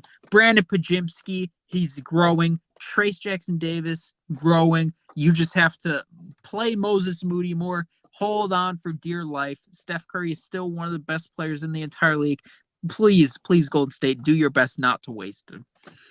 All right. I'm sure they will listen to you, and I'm sure once we get the Mandarin translation of this pod out, their higher ups will definitely listen to this. All right, moving on. Ja is back for the Memphis Grizzlies, secretly waving a gun around still, probably winning games. Definitely, they got that spectacular win over the Pelicans with the last second buzzer beater, which was, I mean, I forgot how good Ja is. This game was a masterclass in everything good that he does offensively. The win over Indiana last night, I did not get to see, but I think the Memphis Pelicans win was better anyways, so I'm not like losing sleep over that.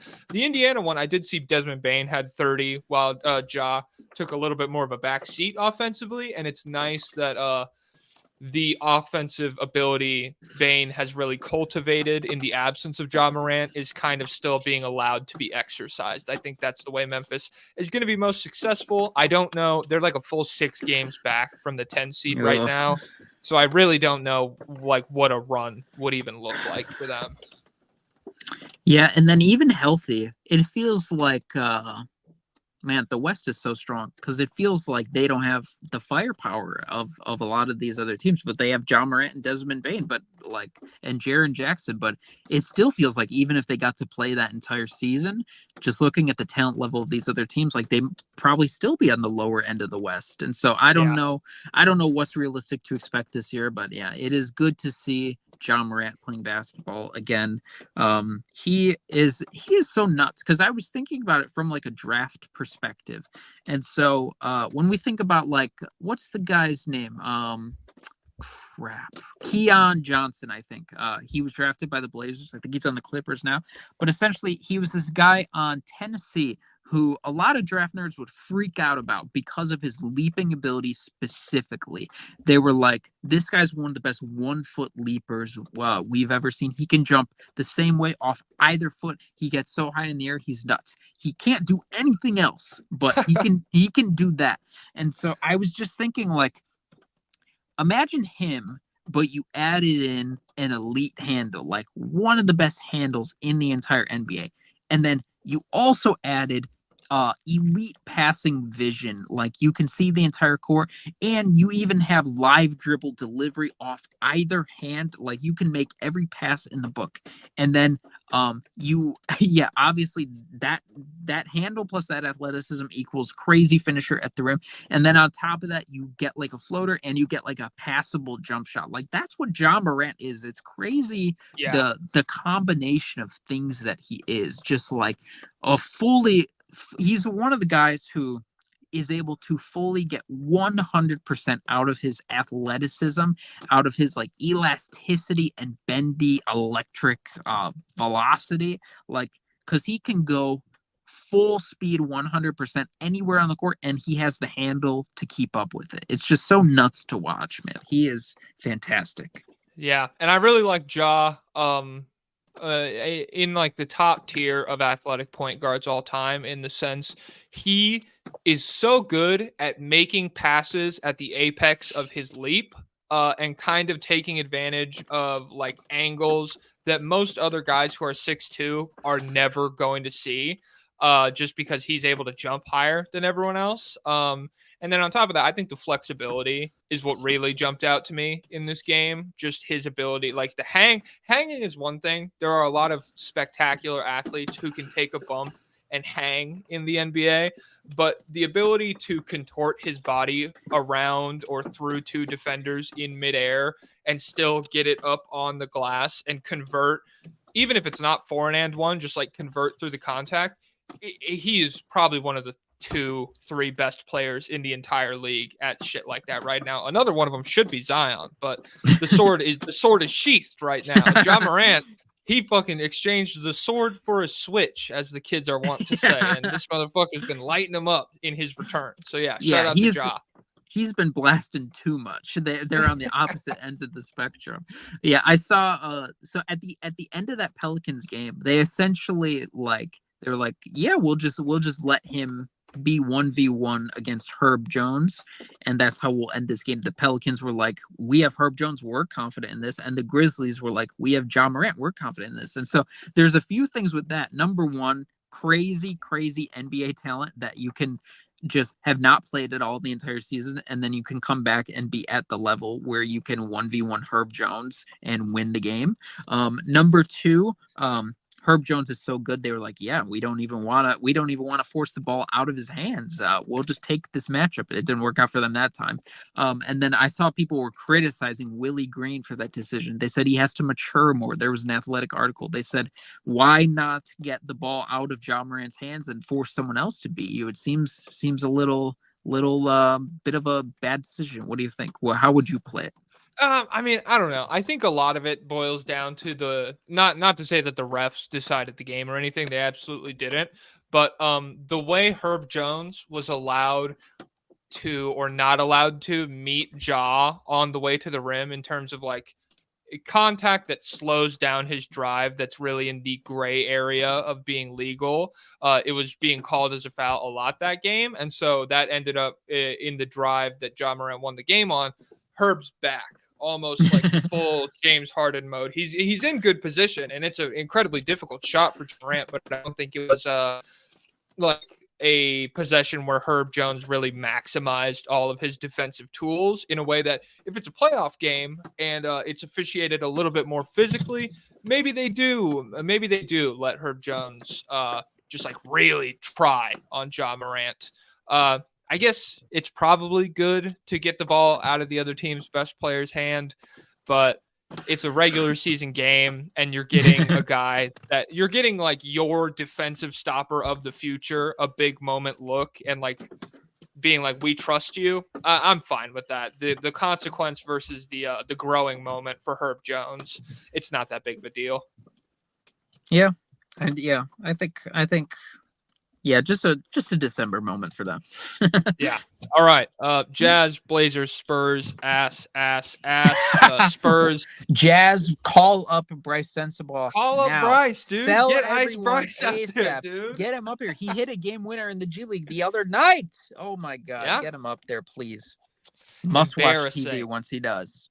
I know. They were in a close game with the Pistons. Could have been a fucking blowout if you had Ice Bryce out there. Oh my God. All right. On to my naughty or nice list. I have teams organized into 5, 6-ish tiers. I originally split this up by conference, but I'll just give them to you in tiers. Tier 1, I have Minnesota, Denver, and Boston. Do you want my takes, or do you want to like say what you think each team is? I'll hear you out. All right. Minnesota, I said they're nice. Denver, I said they're naughty. Boston, I said they're nice. All right, all reasonable takes. You're worried about Denver these days. You think they've been acting up their poor behavior. I just think like, you know, we watched Milwaukee have a championship hangover. It's this thing that you can kind of be aware of, and they didn't. Like, they came into the season pretty sloppy, pretty lackadaisical. And I mean, it's resulted in a 3 seed, and you still have probably the best player on the planet, inarguably top 2, top 3, and a secular supporting cast around that guy. But it's not been a start that makes you supremely confident in the team compared to pretty much every other top tier team, save for maybe Milwaukee, who had a really rocky start, but has kind of figured it out as of late. Yeah. And especially like Minnesota, the Gobert defense, all of that, like they're overachieving what I thought they were going to be. They've been acting very good. Boston, I think when you roll out that amount of talent, there's a lot of space for it to get fucked up. And they have just been like very seamless, and they've won a lot of basketball games because of it. They've been acting very good. Yeah, I think the Boston is probably the most dynamic of those teams in terms of we're probably not going to see a shakeup to Minnesota's roster, probably not to Denver, but Boston is still on the lookout for one more bench piece. Like it feels weird to say that they need one more bench piece considering all the guys they have on that team, but they do need some kind of backup big. So I wonder where that's going to come from. But right now, they feel like they're functioning as we all thought they would. Like when you put Jason Tatum, Jaylen Brown, Derek White, Drew Holiday, Kristaps Porzingis all on the court, it's your things are going to go well. shout out to fucking Derek White, man. Derek White, he's better than Drew now. He is. He has been this season. I don't know, and like the whole like Boston fans are going to get mad when they watch Drew Holiday in a gritty playoff series. That motherfucker will shoot 40, 30, 70 shooting splits. It happens. It's happened for several years in a row. He'll still be a great defender, but if you're leaning on him for like third option production, the way that Milwaukee routinely was, that can bite you in a playoff series. Shout out to Derek White's playoff series against Denver years ago when he was like the number 1 option kind of on San Antonio. He was pretty good. He averaged like 16 points on 60% true shooting. I was like, whoa, is this guy their future? He should have been. This guy's hairline's fucking crazy. He needs to go bald. Didn't say that, Derek. I didn't say that. All right. Tier 2. I have a finals berth wouldn't shock me.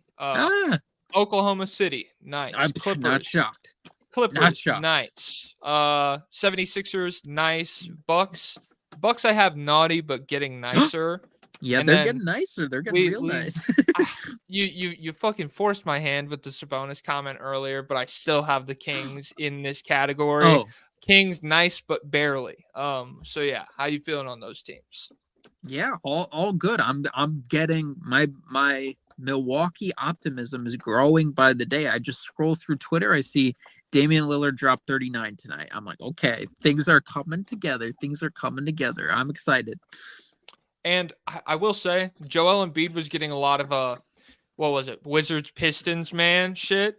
The Bucks' recent schedule. It's been a great schedule to figure out your offense against. I'll say that. They have not been like the highest competition teams in the league, but people said Embiid is he's a bum beater. He's beating up on the worst teams. And then he comes into garbage Minnesota. That is a great take if he started playing basketball this year. Exactly. Like, where have you guys been? All right. Tier 3, I could see a world where they make a run. And we're getting into naughty territory for me here. Mavericks, naughty. Lakers, naughty. Pels, naughty. Suns, naughty. Warriors, naughty. And then that's a lot. And then in the East, I have Knicks, Heat, Magic. If those guys were to make the finals, I don't love their chances against a team in the West. We're kind of back into that era where the West is super deep, and then the East is really not. How you feeling? Shout out to Becky Hammond. Is it Hammond or Hammond? I always forget. Is there a D at the end? I think it's Hammond, but regardless, I wanted to touch on that. That's the dumbest shit I've seen this week, that she had to apologize for that. Oh my god. Oh, she apologized for saying Jalen Brunson is not a number one? She put out a statement, and I was like, Becky, stand on business. This is so stupid. No, Becky, no. That was accurate. Wait, was she apologizing for the take or for how she said it? I think for the take. I didn't get like a super in-depth look. I just saw a paragraph that she put out, and I was like, oh my, that is like the biggest testament to sexism in sports media is the fact that she can say something completely reasonable, and then you just hear fucking Kendrick Perkins, Becky, and it's like, oh my god, shut up, dude. Brunson he's great. He's good. He has a really good game that translates to the postseason. That motherfucker is not like a 1A on a championship team. We don't need to do this. Yeah, I'll tell you what, man. Knicks fans, we're not. You probably won't like me if my team's best player was Jalen Brunson. I don't actually know. So the Knicks have picks and they have young players to move. But yeah, if I'm a Knicks fan, I'm not feeling comfortable. I'm not feeling we need to get Jalen Brunson a sidekick or a third option. Jalen Brunson is the sidekick or the third option. He is fantastic. He's not good enough to go toe-to-toe with Embiid or Giannis or Luka or LeBron or a lot of guys over in the West. It's just that team doesn't have the firepower. Like he has had a series where he might be capable of doing that. In terms of strictly scoring, could like go for 30 a game against a good team. But especially when you break it down into the idea that 1A also needs to get your team a high seed that you will have like home court advantage for a lot of the playoffs. Brunson he's just good in the regular season. 26 points per game, 46% from three. He's been phenomenal, but you're comparing him to like the four best players on the planet. He's not one of those. And so, yeah, I don't know. That's probably, in terms of all the teams I named off, probably like one of the least consequential ones, but that was pretty polarizing, Becky Hammond's comments. Yeah, it's maybe, well, I don't want to sound disrespectful because he's so good, or like dismissive. And to be 100% fair, I fully thought they were going to lose that series to the Cavs, and I fully thought Donovan Mitchell was a better player than him. I still think Donovan Mitchell's a better player than him, but he did outplay Donovan Mitchell in that series. So if you're a Knicks fan, maybe it's not crazy to say, well, all these guys, maybe it's not crazy for you to be spiteful and be like, well, oh yeah, let's see it happen in the playoffs. Let's see my guy go against your guy. But he's very interesting in that he kind of gets tabbed with this like reputation and this feeling of this like vibe of being like Chris Paul-ish. Like, this is our floor general. When Jalen Brunson has the ball in his hands, he's steady. Everything's going well. We're good. He's a scoring point guard. His passing is not It's fantastic fine, but by yeah, any like means. it Like, doesn't this blow is someone away. the perception of him versus the perception of Trae Young. Like, I feel like you guys might be talking about the other guy. Like, that was so interesting to me about the Team USA selection. I understand why Trae Young was left off, but it is interesting to that they were like, we'll have Jalen Brunson on here, a guy who passes. It's just objectively far less advanced passer. Yeah, I don't know. And I think when you root for a guy like Jalen Brunson, if you're in like Brunson's camp, and you're not like directly related to him and fucking crazy biased, yeah, Shout you out want Rick Brunson. Yeah, shout out Rick Brunson. You want to see Jalen Brunson placed into a situation where he could win a championship, and him as a number two, as like a supplemental scorer, especially in the playoffs when teams are seeding the looks that he's currently thriving on. Like, he's one of the better mid-range scorers in the entire league. Like, next to Yeah. someone like Luka, maybe. I don't know, because it's weird. Brunson also needs the ball in his hands a fair bit. Like, I understand why the Luka pairing didn't work, but well, I think it still worked, but it was definitely more of like my turn, your turn. It wasn't like them necessarily enhancing each other. And I guess, like, who would you rather have next to Luka right now, Kyrie or Brunson? If they're both playing.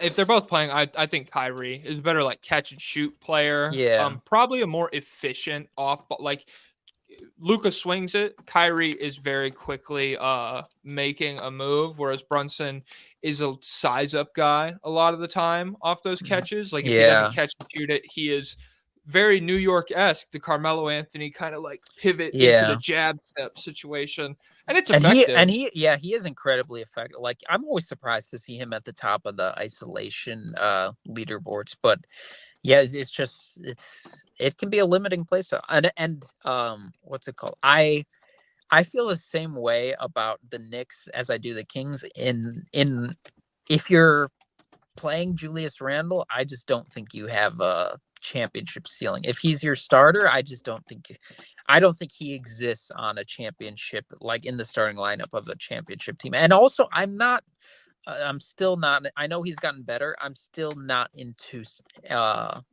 spending that kind of money on RJ Barrett, and just that total amount of money, whatever goes to RJ and Julius, I just don't think that that's really a contending team.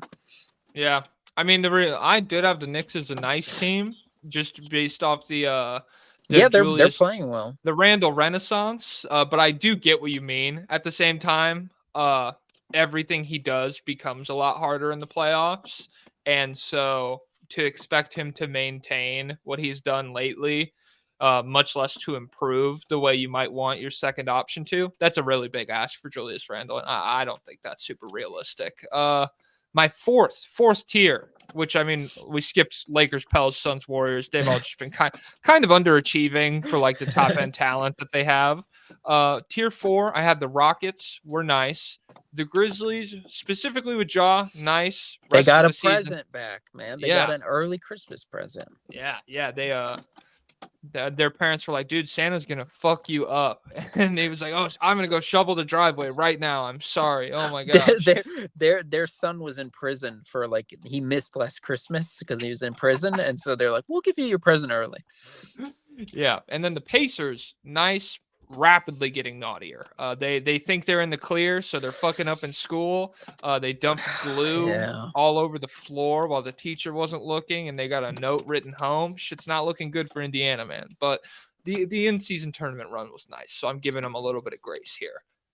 Yeah, the post we have to talk about the post championship run hangover of the in season tournament. It's real, It's real. 100% real. If you make it, it's hard to look at the rest of the regular season and be as excited. You're looking at the court, you're like, what color is this? I don't see any neon purple or anything like that. How do I know it's a big game? So they're in trouble. It feels like maybe that would have been the natural course of things anyway with them, because just they were a limited team kind of performing at their apex. And Yeah. so like the offense, when you beat down everybody by pace, it makes sense that people are going to have a hard time adjusting to that. And then maybe once teams get more film on it and play against it, they have a better, more concrete idea of how to beat you. But still, the Pacers, good team, fantastic young players, Tyrese Halliburton, core franchise foundation and building block, but it's just not going to happen this year. It's too early. I did want to. I remember maybe 2 episodes ago, you were like, Trae Young fans were down, Halliburton's up. The script has flipped, man. Hallie's 16 points and 12 assists on 52% true shooting in their last 6 games since the in-season tournament. It's horrible. And they've lost to like the Wizards and a variety of just like mid-tier teams. And simultaneously, Trae Young has been playing some of the best basketball of his career. The Hawks have been kind of like treading water while it's happened, but like he's been like 34 and 13 on insane efficiency over the last several games. So yeah, the Trae fans are up right now. Halliburton, we're in the mud, man. We're up. Finally, I can say whatever I want. The numbers aren't there to hold me down. I'm not staring at the face of 67% true shooting. Number one. Well, they're still number one offense. No, overall, Halliburton's probably still been better on the year, but Trae Young, if you go by the month by month splits, he's been getting better and better. This late at like in December, it's insane. It's like it's still not Halliburton levels of efficiency, not 67%, but it's like 62, maybe up to 64. I don't know. True shooting. The 3-point shooting has bounced back fully. He's like 40% or nearly 40%. He's like lately. 44, dude. In the month, he's on 10 attempts. He's insane from 3 this month. Yeah, he is going bonkers. It was predictable because he was just missing shots that he normally makes all for the beginning of the season. His shooting profile, he's still, the other night in the Cavs game, he set an off-ball screen. I was like, yes! Whoa! He got, and you know what it resulted in? Jarrett Allen guarding him on the perimeter. Now, what did they do with that? They just passed it out. I was like, okay, come on. You gotta give me something. But he didn't. But so all his numbers are basically the same as usual, except his shots at the rim. They are more assisted on than ever. So he's at like, usually it's like 18% of his shots are assisted on. So like vast majority self-created at the rim. This year, it's like 38% or something. So a little bit of a jump. He's getting more easy looks at the rim. His rim percentage number has not changed though. So but work in progress. Trae Young, when he's hitting all his jumpers, is unbeatable. The problem is it goes up and down. Sometimes he's hitting all of them. A lot of times he's not hitting all of them. And so he's got to get that foundation in his game of creating easy looks at the rim. The way to do, and creating easier looks for his teammates. The way to do that is off-ball movement. And by cutting off the ball, it seems he's dipping his toes in the water. Still not where I want it to be, but Trae Young is back. One of the elite offensive engines. He's better than Jalen Brunson. Oh yeah, I think he is too. And I don't even know if that was a debate. It might be on the Ask Kendrick Perkins. I mean, if you fucking go to New York and you say it, you're gonna get beat up, I would wager. But I don't know if that makes it true necessarily. The Hawks, I hope they figure it out in terms of how to utilize him. Just because they made the Murray trade hasn't really been what you wanted it to be. Should have done it for Derek White. That would not have even been a bad idea. And it's just, I don't know. Your timeline's kind of all fucked up. I don't love just like sticking Capella next to him for the rest of his career. Maybe get a guy who will like improve alongside him. That could be cool. Yeah, I don't know. Trey's been sick. The Hawks have been mid. Speaking, Yeah. okay, yeah, let's get to tier 5. The tier 5 in the West was ass, so I'm gonna skip that until tier 6. Tier 5 in the East, because there's a lot more mid going on in the East. We have Hawks, Cavs, Nets, Bulls, Raptors, all of them naughty. Just like it's a dog shit class, man. Well, the Bulls are nice lately somehow. Yeah, that's crazy. Yeah, I have a little bit of a write up on them. They have like very impressive wins. They've beaten like Milwaukee and Philadelphia and maybe We're beating Minnesota or everybody. somebody, but yeah. They've also lost to I don't know. But they're 8-3 in their last 11, and Kobe White has been like 25, 6, and 5 a game. I still think they're naughty on the season. I still think they need to blow it up, but it would be very funny. I remember in our preseason preview of the Bulls, I was like, there's going to be a run where it's going to convince the front office to keep the team together for one more push. And we could be in the midst of it right now. They could be like, let's keep them together, man. Let's do it. Yes, and this run has come with Zach LaVine's injury, and so I don't necessarily think that it's like people are saying Ewing effect. People are saying, "Oh my God, he's so selfish." Well, so the big thing with this, what's changed? The big thing has changed is number one, Kobe. He's been going nuclear 3-point shooting, and he's improved as a passing passer and decision maker. And then overall, this team is playing much faster, much more democratic style of basketball. Like I saw, shout out Will Gottlieb. I think he tweeted it out. It's like the touch per time is way down. Like they're dribbling less. Everyone's holding the ball less. It's pinging around more. They're just passing a lot more and getting more ball movement, and that creates easier looks. And so that's why everything is better. Now the question is, does Zach LaVine hold that back? I don't necessarily know if he single-handedly does, because I feel like DeMar is every bit as slow and methodical and ball dominant as Zach LaVine is. So I don't know if that's necessarily the case. I feel like the shift. I absolutely feel like he could exist within this offense, and he could thrive within this offense as well. But yeah, it's just this is one of the worst things to possibly happen to me, because they're not going to blow it up. They're just not gonna. They're going to look at this result and they're going to say, well, Kobe White, he's going to be a superstar. So we have to keep this supporting cast around Kobe White because he's going to be a superstar. And I'll tell you what, guys, I loved Kobe White in the draft. My optimism did fade after these past few years. And now he is what I thought he would be in the draft, but also I was an idiot in 2019, so I didn't fully know everything. He will. I don't believe he'll be a superstar because of the rim finishing. It's hard to see that being elite because he's not a big time finisher. He's not a big time leaper. So it's hard for me to see that part of his game be there. But I do believe right now how he's playing, he looks like a fantastic complementary piece. He's so fast. His handles are nasty. His pull-up shooting is nasty. He's also one of the nicest guys in the league. Fantastic vibes. Have you seen the video where he comes behind Zach LaVine and he goes, "Ah!" and he scares him? That was so funny. I've not seen that one. It's so good. Remember when Cam Johnson got drafted and he's like, "Cam got drafted. That's so love." He was such a nice remember guy. that. Yeah. I love Kobe White. I was on board with trading Kobe White like a week ago or 2 weeks ago. I was like, go ahead, trade him. Now I think it would make sense to keep him and keep Patrick Williams and just blow up the rest of that core and just see what happens with them two. Patrick Williams is playing better too over the past I don't know how many games, probably during this streak. He has been the plus minus leader. He's averaging 14 points, 5 rebounds, and 1 assist per game. And so those are solid numbers.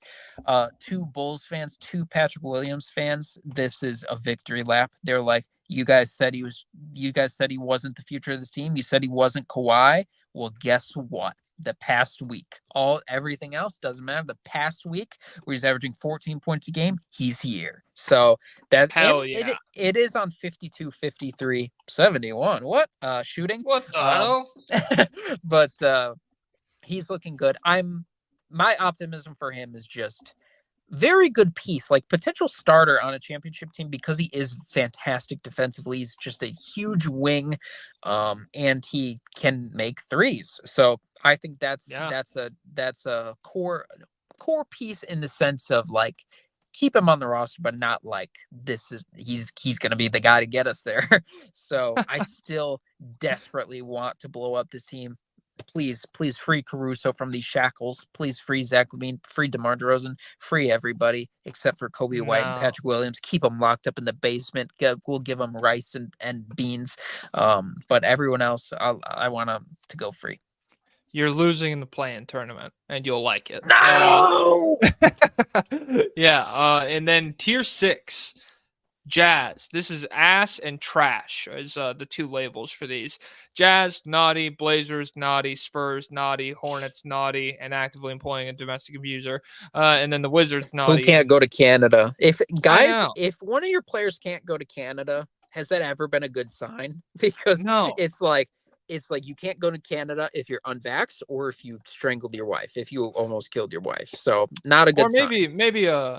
Maybe like the Jailblazers in Portland, there's like a warrant going on or something where like they got to the border and they're like, oh, dude, you got like 18 speeding tickets and a possession of marijuana felony. You can't come into this country, dude. That's charming. If it's the Jailblazers, it is charming. we've been, dude, that's like the peak of like early 2000s moralism. It's just like, holy fuck, this guy, this like 21-year-old that just became generationally wealthy. He's not even 21. It's like he's 17. yeah. He made a bad decision. He made a bad decision, and his fucking career's over. We're mad at all of them. Those guys rocked. That team rocked. If you're gonna be bad, you might as well be fun. Get him the death penalty. And then the Pistons, naughty. I think the Pistons probably lead this group in terms of storyline. 25 straight losses, and the winnable game was dropped last night to the Utah Jazz without Markkanen, Clarkson, Keontae George, or Talen Horton-Tucker. The Pistons still ended up losing by 7 or 8, which I've started calling single-digit losses Pistons wins. That's my new phrase for them, but not an actual win. So they're coming for that streak. It's not looking good for Detroit. I'll tell you what, I unironically agree with Cade Cunningham when he says we're not a whatever. 22 and 26. Yeah, we're not a 2-26 team. I know what he's saying. They are better than that, but they're not playing better than that. So I don't know if that makes sense to everyone else, but it makes sense to me. They have this is the best 2-26 team ever. They have real guys. They just only have like 2 or 3 of them or 4. Shout out to Jaden Ivey popped off last night. He did. I think it's a testament to the depth of talent in the league. Because like if you compare this to the 2016 Sixers, even much less the 2013 Bobcats or whatever it is, there's nobody on that team. That's like a team full of guys who like got a few rotational minutes for the rest of their careers. Whereas the Pistons team is full of guys that like, if you put them onto a different roster, there's probably a spot carved out for them where they could play meaningful basketball, even if it's not like a playoff team. Isaiah Stewart would be good on a variety of different teams. I feel the same way about Jaden Ivey. Marcus Sasser's pretty talented. Cade Cunningham, not a bust, just in Detroit. It's a big difference. So I think they are a little bit better than their record implies. Do you know the last team they beat off the top of your head? Oh, so let's see. Did they beat the Bulls? Was it the Bulls when Zach dropped 50? Was that the Bulls? It was the LaVine 50-point. Yeah. It was warm out then. Oh my God. Yeah, they if this team existed in 2002, this would be like a 4 seed.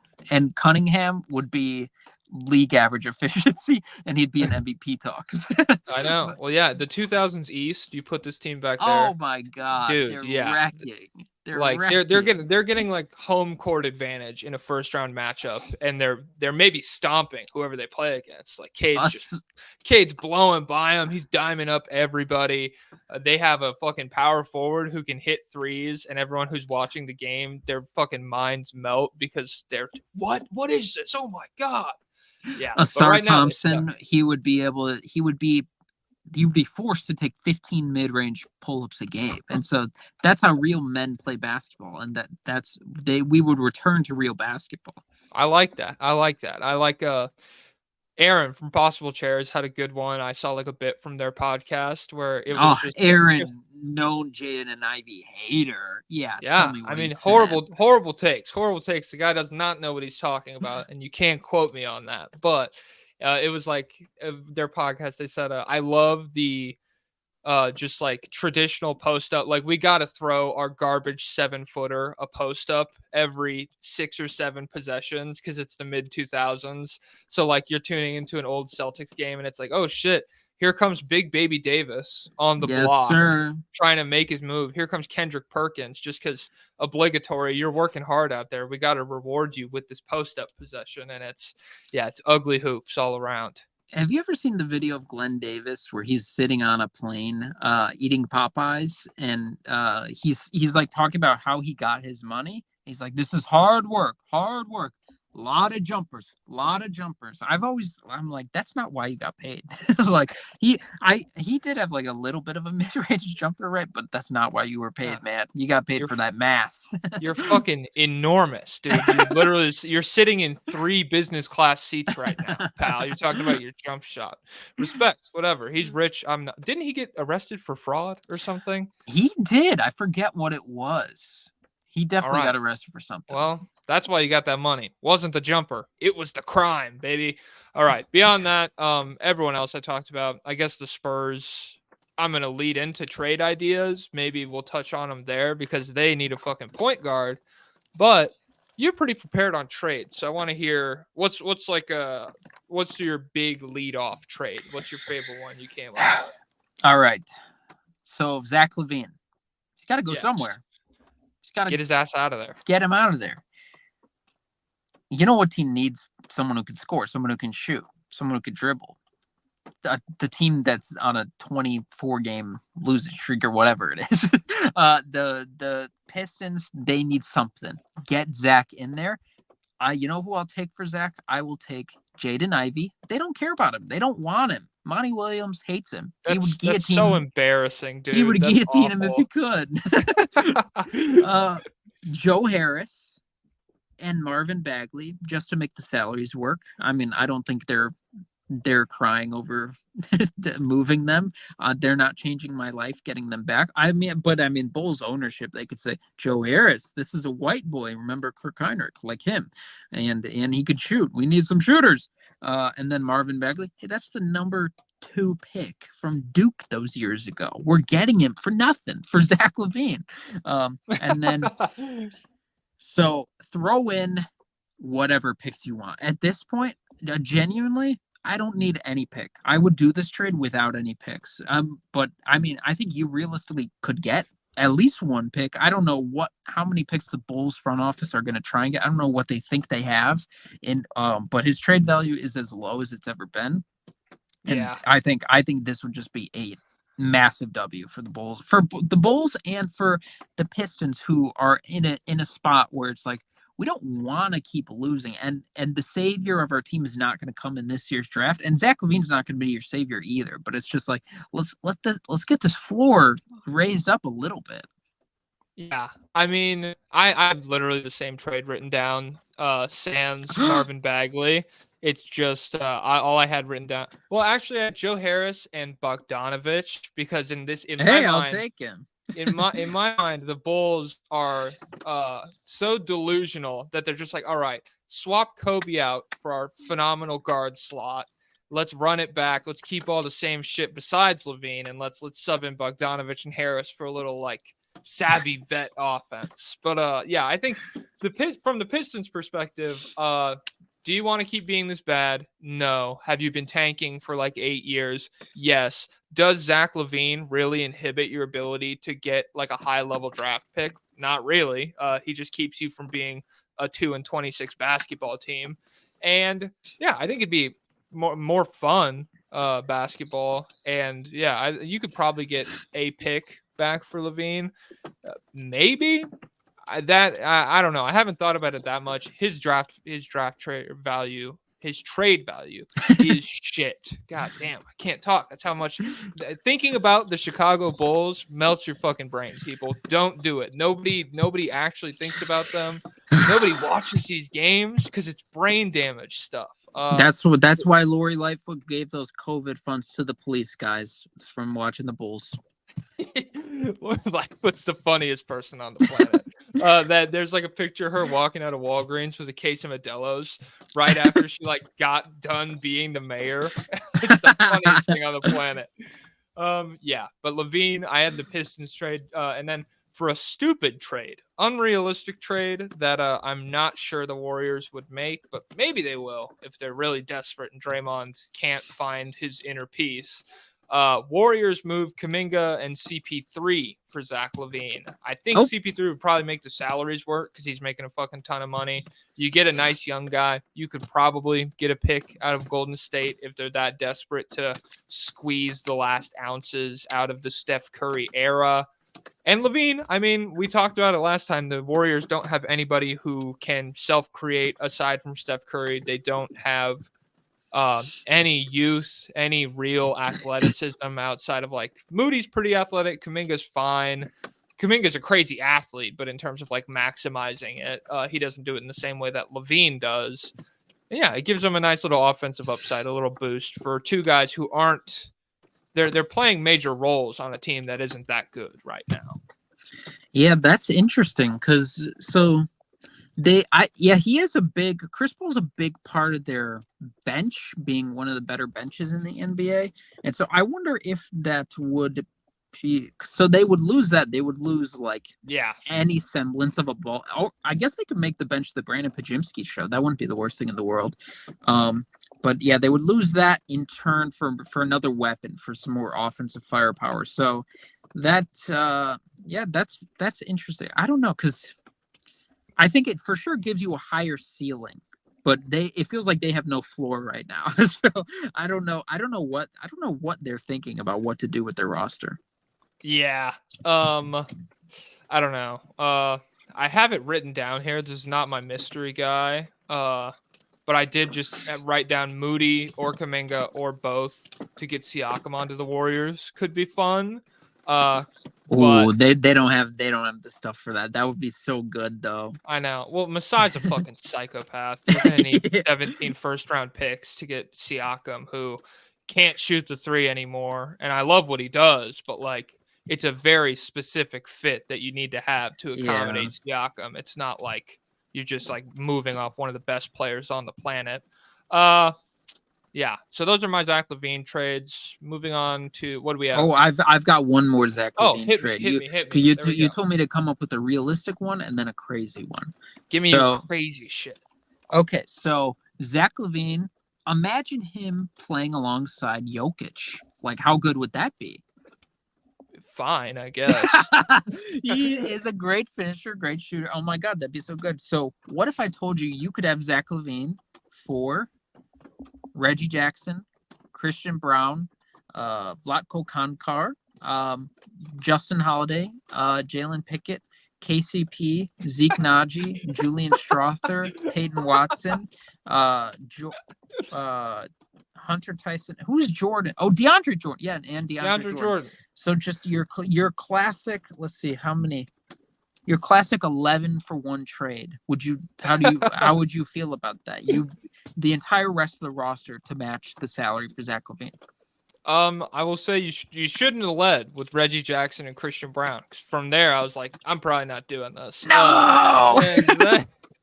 I'm like, yeah, dude, he's fine. I was a big Zach LaVine guy. He torched me for it. Like I tried, and it worked out poorly. And that hurt when he was on the Bulls. So if I was a big Zach LaVine guy and he was like the key to me seeing another championship, oh, dude, I'm breaking my fucking TV watching that. Yeah, I'm not doing it. It is crazy though. I like your moxie, kid. Yeah, that's all I had on Zach.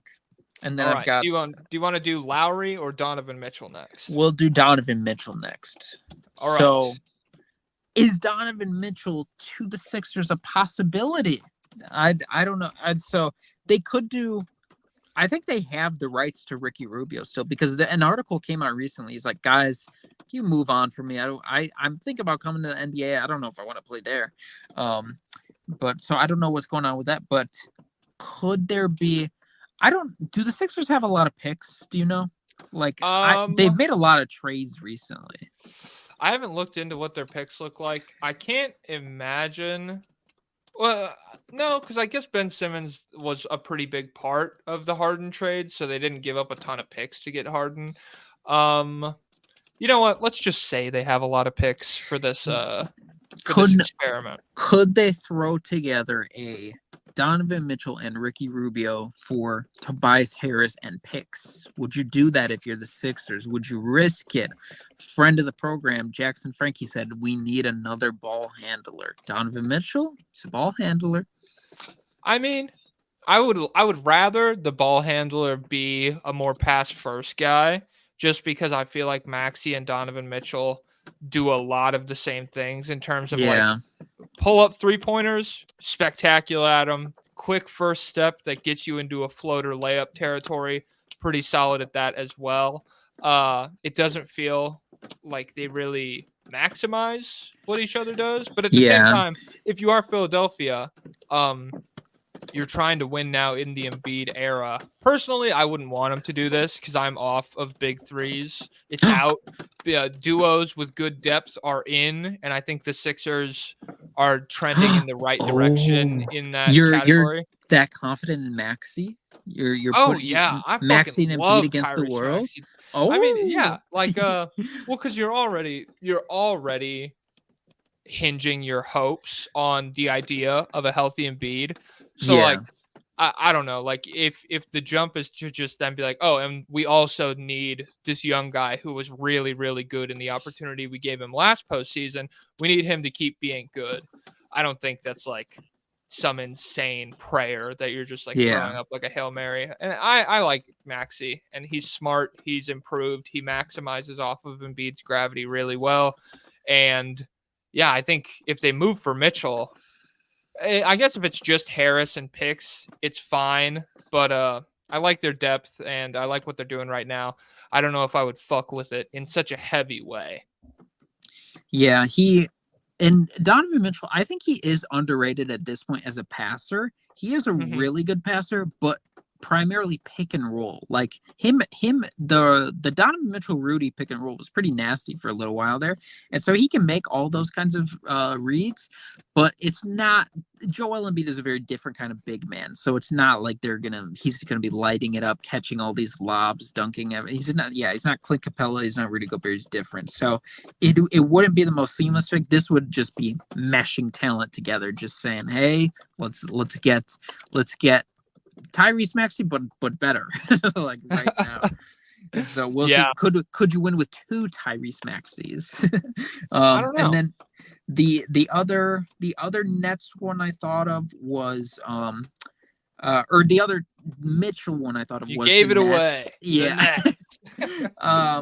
Could there be a Donovan Mitchell for Cam Johnson, Nick Claxton, and picks? How would you feel about that? Not the sexiest return, but for a team like Cleveland, I don't know what would they be thinking, because you have Garland and you have Mobley. You can't exactly just start tanking or anything. So I don't know what their direction would be. Cam Johnson and Claxton would be 2 role players who for sure could help you win. And the Claxton Mobley switchability would be crazy. And Cam Johnson's just a good piece to have.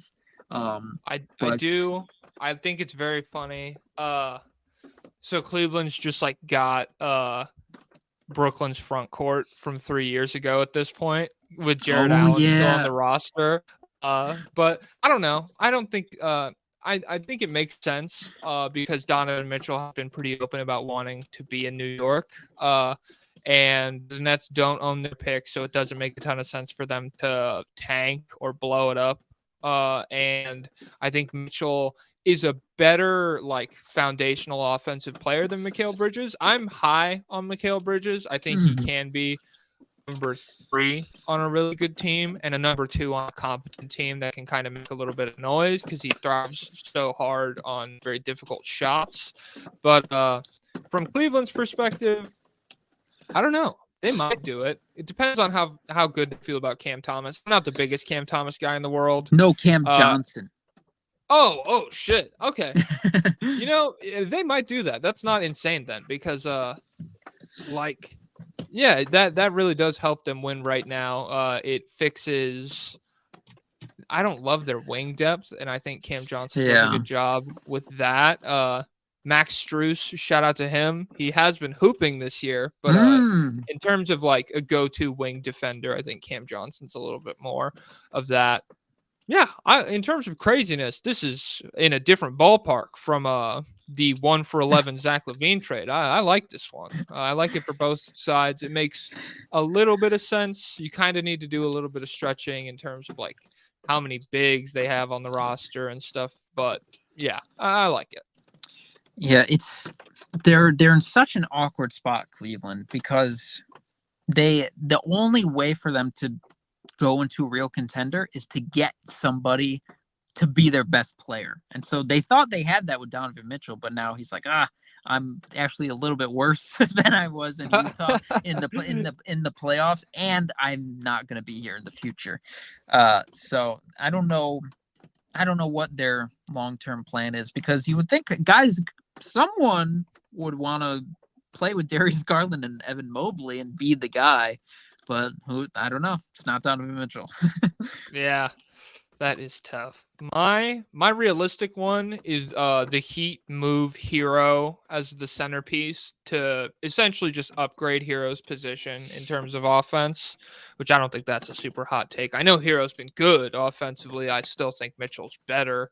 Yeah. And I think it gives Miami the kind of offensive ceiling in the playoffs that they had it in the Eastern Conference Finals when they got the fucking miracle run from Caleb Martin and Gabe Vincent and everybody shooting 50% from 3. But then they got to the finals against Denver and they got walloped because the offense just completely evaporated. And I think Mitchell, for how scary the Knicks series was last year, you could confidently say he will give you 26 points per game in the playoffs, and I feel like if you do a whole finals run, he'll have a series that's extremely memorable. I don't know when that would come, but you give him that many opportunities, he will get you a lot of points. Yeah, he's very interesting because before Cleveland, so early on in his career, he had that bubble run, which is nuts, and then he had another run where he was like hyper efficient. I forget who it came against, but he was really, really good. And then the past few years have been stinkers, but I think I am more optimistic than most. I really think that he can be in that tier with, like we talked about, De'Aaron Fox, of those guys who can potentially have that kind of ceiling. Because he's another guy like I talked about with Ja Morant. Like when he was coming out of college, if you had told me like he becomes one of the best pull-up shooters in the NBA, like he can take 8 attempts a game and shoot 40%, and he can run pick and rolls and do all this stuff, I would have been like, okay, that's one of the best players in the entire league. And so the league is just so stacked. I think he's so good. But yeah, I don't know. Him in Miami, I would like that team because it's basically like the Lillard deal, but he's just not quite as good as Lillard. But he's younger and he's more explosive attacking the rim. I think it'd be fantastic.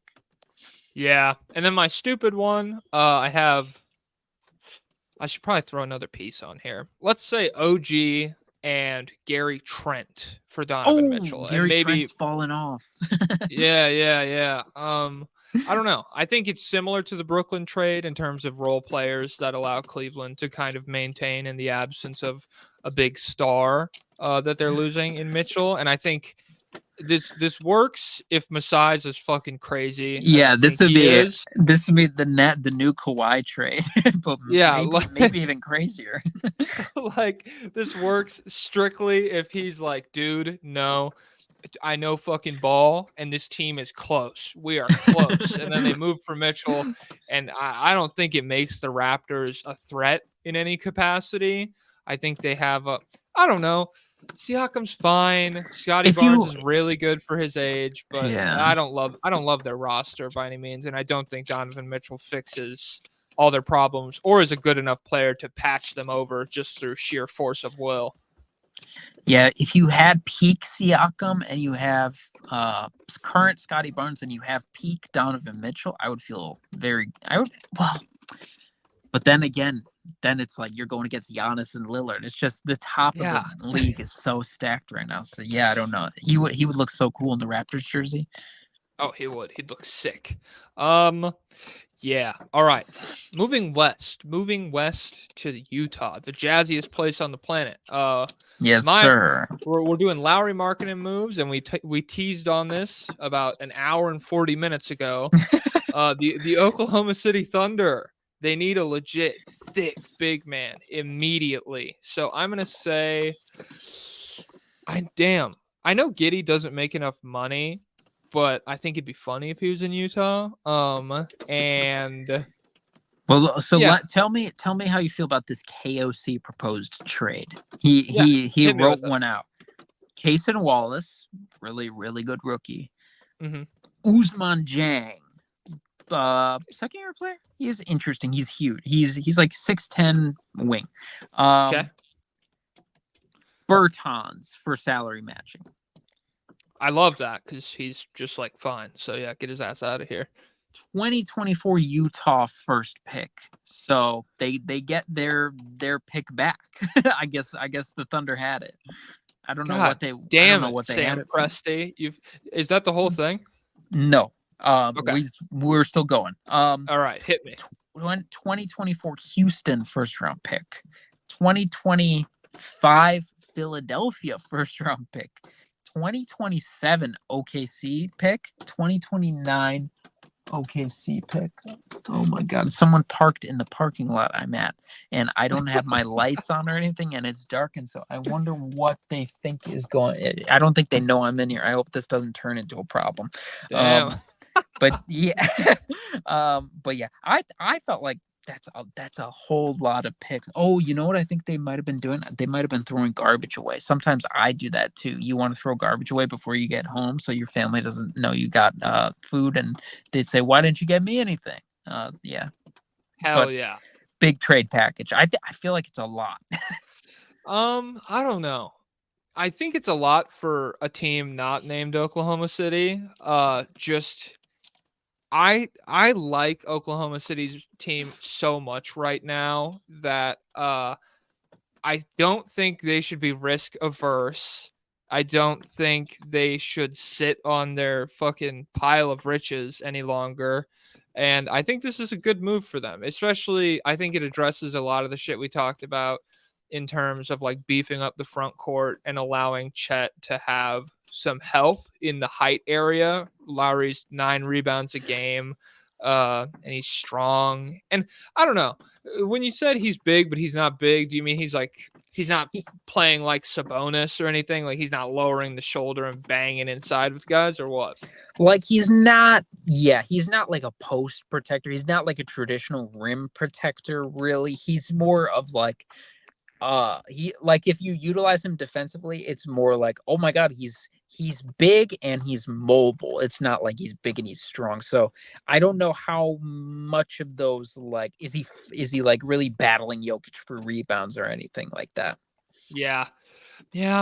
I get that. I guess my question is, I don't know how else they would address it besides just like waiting for someone to become available, because unless you're really bought in on Case and Wallace becoming that caliber of player in the next 2 3 seasons. I don't think anyone on their roster is really going to become that. And I think Lowry for that package, I like it for Oklahoma City. And if it doesn't work out, you took a swing, you still have a ton of picks, you still have a young team that you can like pivot and make deals off of. And yeah, I like it. I want to see Lowry in Oklahoma City. Yeah, I'm fine with it. I just feel like it shouldn't take all these picks because he's like Lowry. He's good. He's not. Yeah, I don't know if he's. Well, they're the same fucking. Utah is the same way as Toronto, where they got. They have Danny Ainge. Yeah, well, yeah, they got fucking a million picks for Gobert and a million picks for Donovan Mitchell, and that set the market for them. That's not what people are worth, and no other team is really as delusional about that besides them and Toronto. Like, yeah, I don't know. I don't love the fact that the picks are there, but if you're Oklahoma City, you have the picks, and a 2029 first rounder isn't doing shit for you in the Shai Gilgeous-Alexander era, so I'm not tripping over it. I don't know. What if climate change gets him in Ontario? Oh, he bought the Crypto Kings mansion, and someone showed up and they said, "Where is he?" And they were like, "Did you see that story?" No. There was this guy called like the Crypto King. He was a crypto scammer, and he apparently was renting Shay's house before Shay was. And in Ontario, and 2 days into Shay living there, a random guy shows up, and he's like, "Where is he?" Or like a shady guy. And this guy, the Crypto King, he got kidnapped, and there's like a viral video of him all beat up with like puffy cheeks and black eyes, and he's like, "I didn't mean to scam anybody. I didn't want to scam anybody. I'm sorry. I'm sorry." Like they literally kidnapped him and beat the crap out of him. So you never know how safe Shay is. Damn. Yeah, Shay's in trouble. Maybe that will factor into this trade package. Yeah, I don't know. Yeah, would you trade for? Would you want the 2029 pick if Shay disappeared by 22? If he disappeared in 2027, would that change how you feel? Yeah, I mean that's the foundation of their offense. If Shai Gilgeous-Alexander gets kidnapped, that 2029 is going to be pretty fucking valuable, man. Danny Ainge knows some guys. My stupid one, parentheses, is this that stupid? Is the Kings to be like if you could do? I saw it was put out on Kings Twitter. Would you make this deal? Keegan Murray and Davion Mitchell for Lauri Markkanen, maybe some draft stuff to make it work. I don't know. I think it helps with their rebounding numbers. Doesn't help with their rim protection, but he slots in perfectly alongside all of the personnel that they already have, and to me is essentially a direct upgrade to Keegan Murray offensively right now. A downgrade defensively, but you're not a good defense anyways, so who cares anymore? Yeah, I just don't think the Kings would do that because I feel like you're just swapping problems. You're like, all right, we got Lauri and all that he brings. Oh, now we need a 3-and-D wing, like a defensive stopper. We need someone to guard Kawhi Leonard. So I don't love that for them. Yeah, I wonder if there would be any chance if they could trade Sabonis for him. And maybe the Jazz would do it because then they could flip Sabonis. But then again, is Lauri changing your life more than Sabonis? He can shoot, and so it's a better. But you lose all of the playmaking. And yeah, I think he's very much a play finisher. Yeah, that's tough. And he's better defensively, but not like he's nothing crazy. Not in the same way. Yeah, like you said, he's almost a wing defensively. Just in terms of like not even shot blocker, but shot contester. Yeah, it's not just a big guy getting in your way. Yeah, that's why it's the stupid one. So, what are your Lauri Markkanen moves? Oh yeah, well, I just I just got the low battery warning. We can tune it up. I only wrote down the OKC one. I had another one in my head, but I forget what it was. Oh well. I mean, we're pushing segment. We're pushing 220, bro. All right, here. Let me try and guess your mystery, man. Let's go out on that. All right. So the realistic Western Conference. Here, I get 20 questions. Okay, let's do it that way. Yeah, all right. Realistic, and yes, he is in the Western Conference. They would move him to Detroit based around a deal for Bogdanovich. This team is one of the worst offenses in the league, and I think Bogdanovich can still provide a good offensive kick at this point. And they are the foundation of their defense is solid to the point where I believe that they could survive it. And then the stupid one would be this guy plus another athletic, strong forward type for Terry Rozier from Charlotte. So who does that sound like to you? Oh, interesting. So this is a person in the West. Mm-hmm. Is this a guard? Yes. Okay. Are they above 6'3"? Probably, but they don't like play like it really. Okay, so Western team. Oh my God, hold on. Wait, are they a playoff team right now? I don't believe so. No, they're not. They're not. They're play in. I'll give you that. They're a play-in team. Crap, who was at the bottom of the West? Hold on, guys. Let me browse my ESPN app. All right. Let's see.